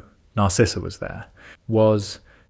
She sat at the end of the table with a glass of wine and the composure that she maintained in all situations, and that had survived a war, a husband's imprisonment, and 2 sons who couldn't cook. Your mother is judging the risotto, Ron said to Draco. My mother judges everything, Draco said. It's genetic. It's trained, Narcissa said, without looking up from her wine. Judgment is a skill, not a trait. She's doing the thing, Ron said to Harry. What thing? Harry said. The thing where she says something that sounds like wisdom and is actually a correction, Ron said. Malfoy women do that. I heard that, Mr. Weasley, Narcissa said. I intended you to, Mrs. Malfoy, Ron said. Narcissa looked at Ron with the expression that Harry had been seeing for 21 years, the expression of someone assessing a person and finding them, against expectation, worth the assessment. You may call me Narcissa, she said. I'll stick with Mrs. Malfoy, Ron said. I'm not ready for first names. Whenever you're ready, Narcissa said. The table continued. The risotto was eaten, not enthusiastically but completely, because wasting food was not something that anyone who had survived a war did easily.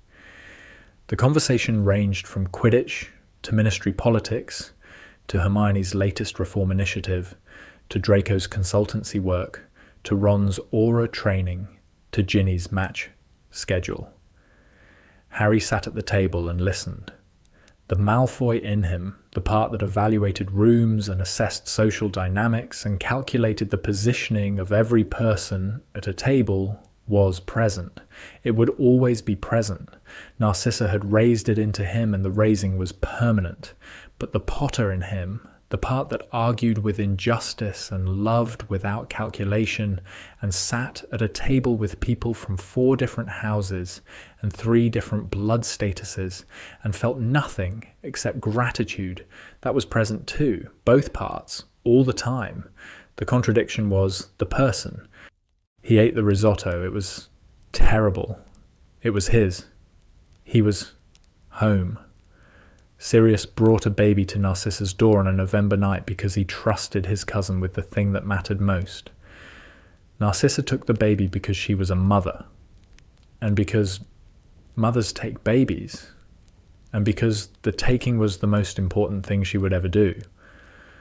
2 boys grew up in the same house, fought over the same dragon, sat at the same table, and then the world told them they were supposed to be on different sides, and they said no. Not no to the world. No to the supposed to. Yes to the brotherhood. The pasta was bad. The risotto was worse. The company was everything. They were home. Sirius and the boys Sirius met Draco for the first time in the summer after 3rd year, when Harry brought Draco to the flat in London. The meeting was awkward in a way that only a meeting between a recently exonerated Azkaban survivor and the son of a man he'd spent 12 years hating could be. So, Sirius said, you're the Malfoy. I'm a Malfoy, Draco said. The Malfoy is my father. Your father and I have history, Sirius said. I'm aware, Draco said. My father and most people have history. It's rarely positive. Sirius looked at Draco with the particular attention of someone evaluating a person they'd been prepared to dislike, and finding the disliking was harder than expected. You look like Sissy, Sirius said. Everyone says I look like my father, Draco said. The colouring is Lucius, Sirius said. The expression is Narcissa, the controlled disapproval. I'm not disapproving, Draco said. I'm assessing. Same thing in the Black family, Sirius said.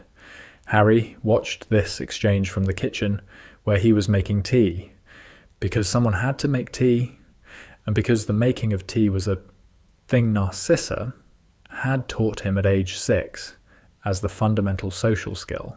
When a situation is uncomfortable, make tea. They're getting along, Harry said to nobody.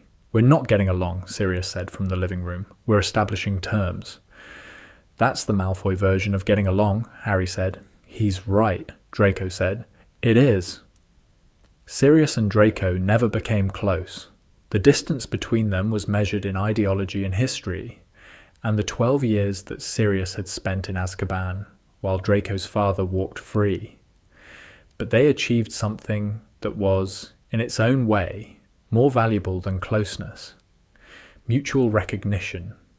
Sirius recognized in Draco the Black family qualities, the intelligence, the pride, the capacity for loyalty that went deeper than ideology. Draco recognized in Sirius the quality that the Black family had spent generations suppressing, and that Sirius had spent his life expressing, the willingness to break from the family for the sake of something better. He's the Black who ran, Draco said to Harry after the first visit. He's the Black who chose, Harry said. Same thing, Draco said. Not exactly, Harry said. Running is leaving. Choosing is going towards something. What did he choose? Draco said. Your mother, Harry said. That night, when he brought me to her. Draco was quiet. He chose Narcissa, Harry said. He chose to trust the person in his family who was most capable of love, even though she was married to someone he hated. That's not running. That's knowing who to trust. And you think I should trust him, Draco said. I think he already trusts you, Harry said. Because you're Narcissa's son, and because you're my brother, and for Sirius those two things are enough. Draco filed this, the way Draco filed everything, carefully, without comment, in the place where the information would be useful later. Later came. During the war, Sirius's flat was one of the Order's secondary safe houses. Draco used it during the summer after 6th year, when the manor was compromised, and Narcissa was in Northumberland, and Draco needed a place in London that the Death Eaters didn't know about. Sirius fed him. Badly Sirius's cooking was not substantially better than Harry's, which was not substantially better than Draco's, which meant the three of them, when together, subsisted on a diet that Narcissa would have found genuinely distressing. This is inedible, Draco said, at Sirius's table. It's the eggs, Sirius said. Eggs are not supposed to be grey, Draco said. The pan is old, Sirius said. The pan is a war crime, Draco said. You're very like your mother, Sirius said. Thank you, Draco said. It wasn't a compliment, Sirius said. In the Black family, Draco said, being compared to a competent woman is always a compliment, even when it's not intended as one. Sirius looked at him. The look held for a moment, two Blacks across a table, across a war, across everything that should have separated them. Eat the eggs, Sirius said. They're grey, Draco said. Eat the grey eggs, Sirius said. Draco ate the grey eggs. They were terrible. He ate them anyway, because Sirius had made them, and because Sirius was family, and because family ate each other's terrible cooking without complaint. Well, without much complaint. The moment. Harry knew. There was a moment, an identifiable moment, when Harry knew that everything was going to be all right. It was not during the battle, not after Voldemort died, not in King's Cross with Dumbledore, not in the Great Hall surrounded by the living. It was 3 weeks after the war, on a Tuesday in Draco's flat. Harry arrived at 7. Draco was cooking, attempting to cook, more accurately, standing in the kitchen with an expression of concentrated determination and a pan that was producing smoke. What are you making? Harry said. Stew, Draco said. It's smoking, Harry said. Stew smokes, Draco said. Stew does not smoke, Harry said. Stew simmers. This is simmering aggressively, Draco said. Harry went to the stove. He turned down the heat. He added water. He adjusted the seasoning with the instinctive competence of someone who had been helping Narcissa in the kitchen since age 7, because Narcissa's version of kitchen help was standing beside her, and doing exactly what she said while she directed the house elves and pretended she wasn't teaching you. "You're fixing my stew," Draco said. "I'm saving your stew," Harry said, "and possibly your flat." "I can cook," Draco said. "Evidence suggests otherwise," Harry said. "I can cook theoretically," Draco said. "Theory without practice is just optimism," Harry said. "Aunt Cissa taught me that." "Mother taught you everything," Draco said. "She taught us everything," Harry said. "You just didn't listen during the kitchen lessons." "I was busy during the kitchen lessons," Draco said. "Doing what?" Harry said. "Being better than you at other things," Draco said. Harry looked at his brother. At Draco standing in a kitchen in a flat in London, wearing a flour-dusted jumper, trying to make stew, and failing 3 weeks after a war in which they had both nearly died. And Harry felt safe, beyond strategic safety, where safety was a product of wards and political positioning, beyond institutional safety, where safety was a product of Dumbledore's protection, the personal, human, irreducible safety of being with the person who had known you longest and who knew you best, and who was going to be there tomorrow, and the day after, and the day after that. "What?" Draco said, seeing Harry's expression. "Nothing," Harry said. "You're having a moment," Draco said. "I'm not having a moment," Harry said. "You're having a moment," Draco said. "Your face is doing the thing it does when you're feeling something and trying not to show it." "I don't do that," Harry said. "You've been doing it since we were 7, Draco said. "I know every version. This one is the grateful version." "The grateful version," Harry said. "The one where you're grateful for something and you don't want to say it because saying it would be admitting that you need things, and admitting you need things is the one vulnerability the Malfoy education didn't prepare you for." Harry stared at him. "I've known you for 20 years, Draco said. "I can read your face faster than you can compose it." "That's true," Harry said, "and annoying."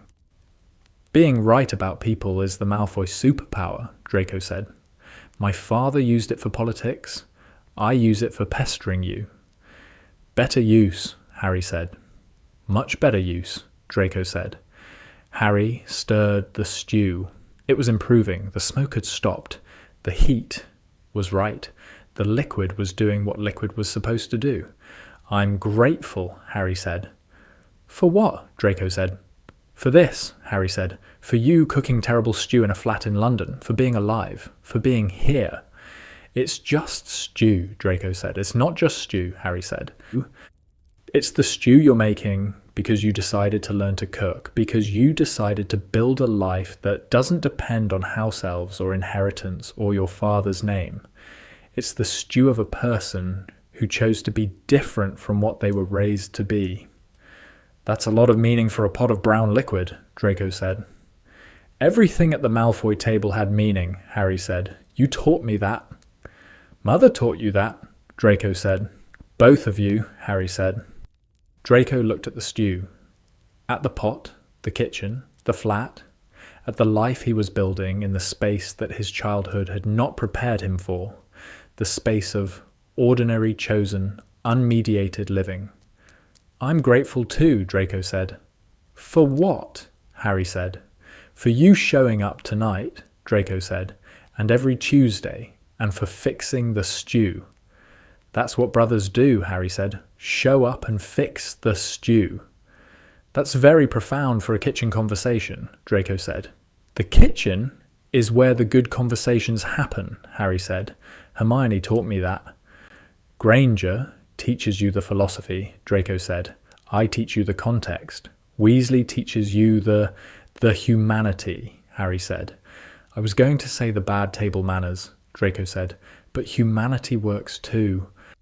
They stood in the kitchen and stirred the stew, and the stew improved, and the evening continued, and the flat was warm, and the war was over, and they were alive, and together, and the togetherness was the thing that mattered, had always mattered, would always matter, 2 brothers, 1 stew.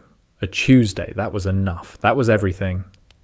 What Narcissa built 21 years after she took a baby from Sirius Black's arms on a November night, Narcissa Malfoy sat in a garden in the countryside and thought about what she'd done. She was 50.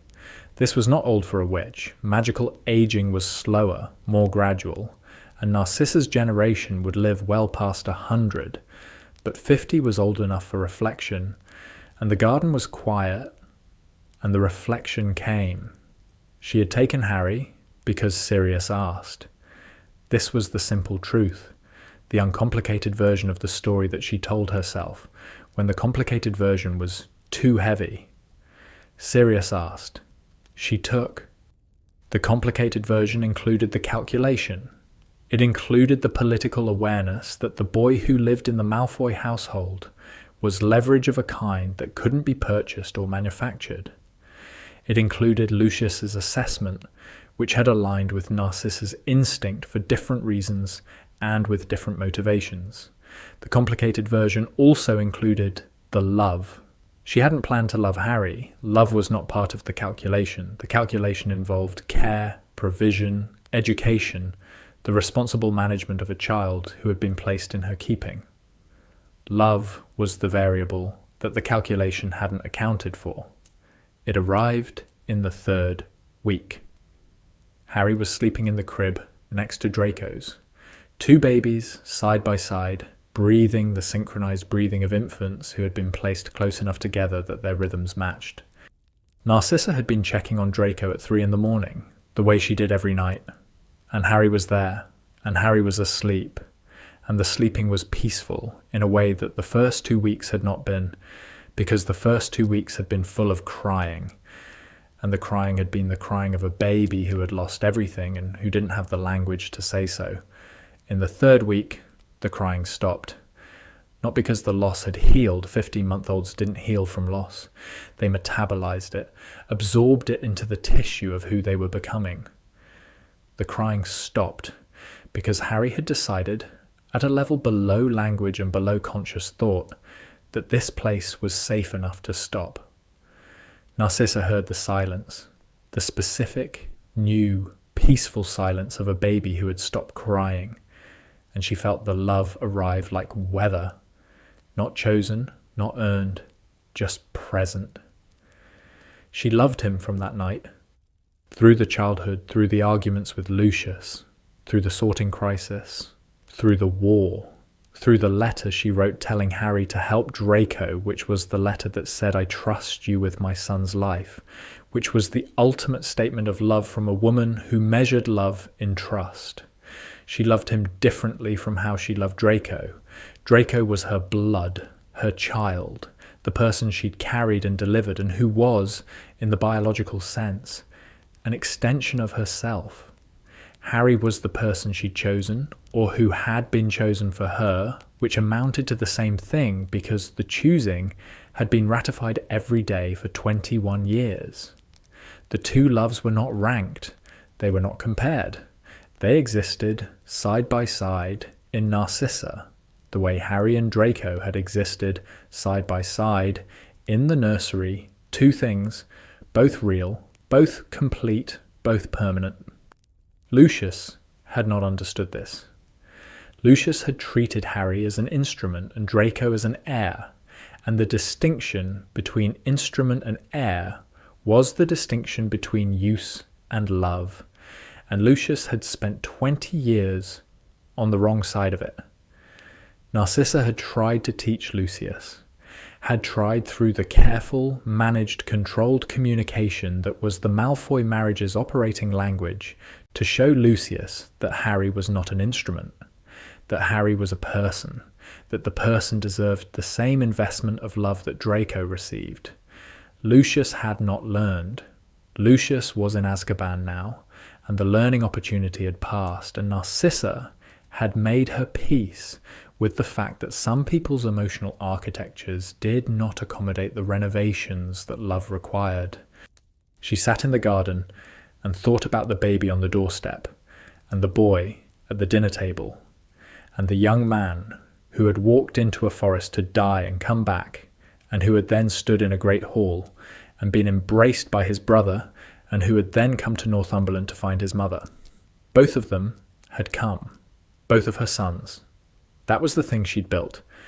Not a political alliance, not a strategic position, not a legacy, a family, imperfect, contradictory, constructed from available materials rather than designed from a blueprint. A family that included a half-blood and a pure-blood, and a mother who had learned over 21 years that the hyphen between half and pure was the least important part of any blood. She drank her tea. The garden was quiet. The boys, men now, but always boys in her mind, were in London, cooking badly and eating worse and being together the way they had been together since the nursery. She had done the right thing, taking the baby, raising him, loving him. It had not been heroic. She had said this to Harry, and she maintained it. There was nothing heroic about a mother taking in a child. It was baseline. It was what mothers did. The heroism, if there was heroism, was in the years that followed. The management of Lucius's ideology, the protection of Harry's identity, the navigation of a household that was structurally hostile to half of what Harry was.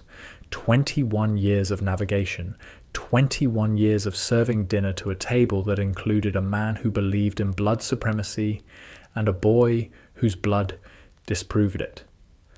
21 years of holding the contradiction without resolving it, because resolving it would have required choosing between her husband and her ward. And Narcissa had decided early that she was not going to choose. She had kept both. She had lost Lucius to Azkaban, and the manor to the courts, and the fortune to the war, but she had kept both sons. They were alive. They were together. They were cooking terrible food in a flat in London, and they were happy. That was the return on 21 years of investment. It was enough. Narcissa finished her tea. She went inside. She wrote a letter to both of them. One letter, because they were one family, and one family received one letter. Boys, I trust you are feeding yourselves adequately. Based on prior evidence, I have low confidence in this assumption. I am enclosing a recipe for lamb stew that your grandmother taught me. Follow the instructions precisely. Do not improvise. Improvisation is for jazz musicians and Gryffindors, neither of which you are. I will visit on Tuesday. Prepare the guest room. Or the sofa. I am not particular. I love you, Anne. She sent the letter with the owl. She stood at the window and watched the owl fly south toward London, toward the flat, toward the two boys who were hers. The night was clear, November, 21 years since the doorstep. She was 50. She had two sons. She had a garden. She had a recipe for lamb stew that she was reasonably confident would survive their cooking. That was enough. That was everything. This is the story of a family that shouldn't have worked. A pure-blood mother and a half-blood orphan, and a boy who grew up between them. A household built on ideology that contradicted itself every time the family sat down to eat. A brotherhood that survived sorting and war, and the impossible geometry of loving people who are wrong about the things that matter most. Sirius brought a baby to Narcissa's door because he trusted his cousin with his godson's life. Narcissa took the baby because she couldn't not. Draco shared his childhood because nobody asked him, and because sharing was what brothers did. The world said, these two boys should be enemies. The boys said, no. The mother said, eat your dinner. And they ate, and they were home.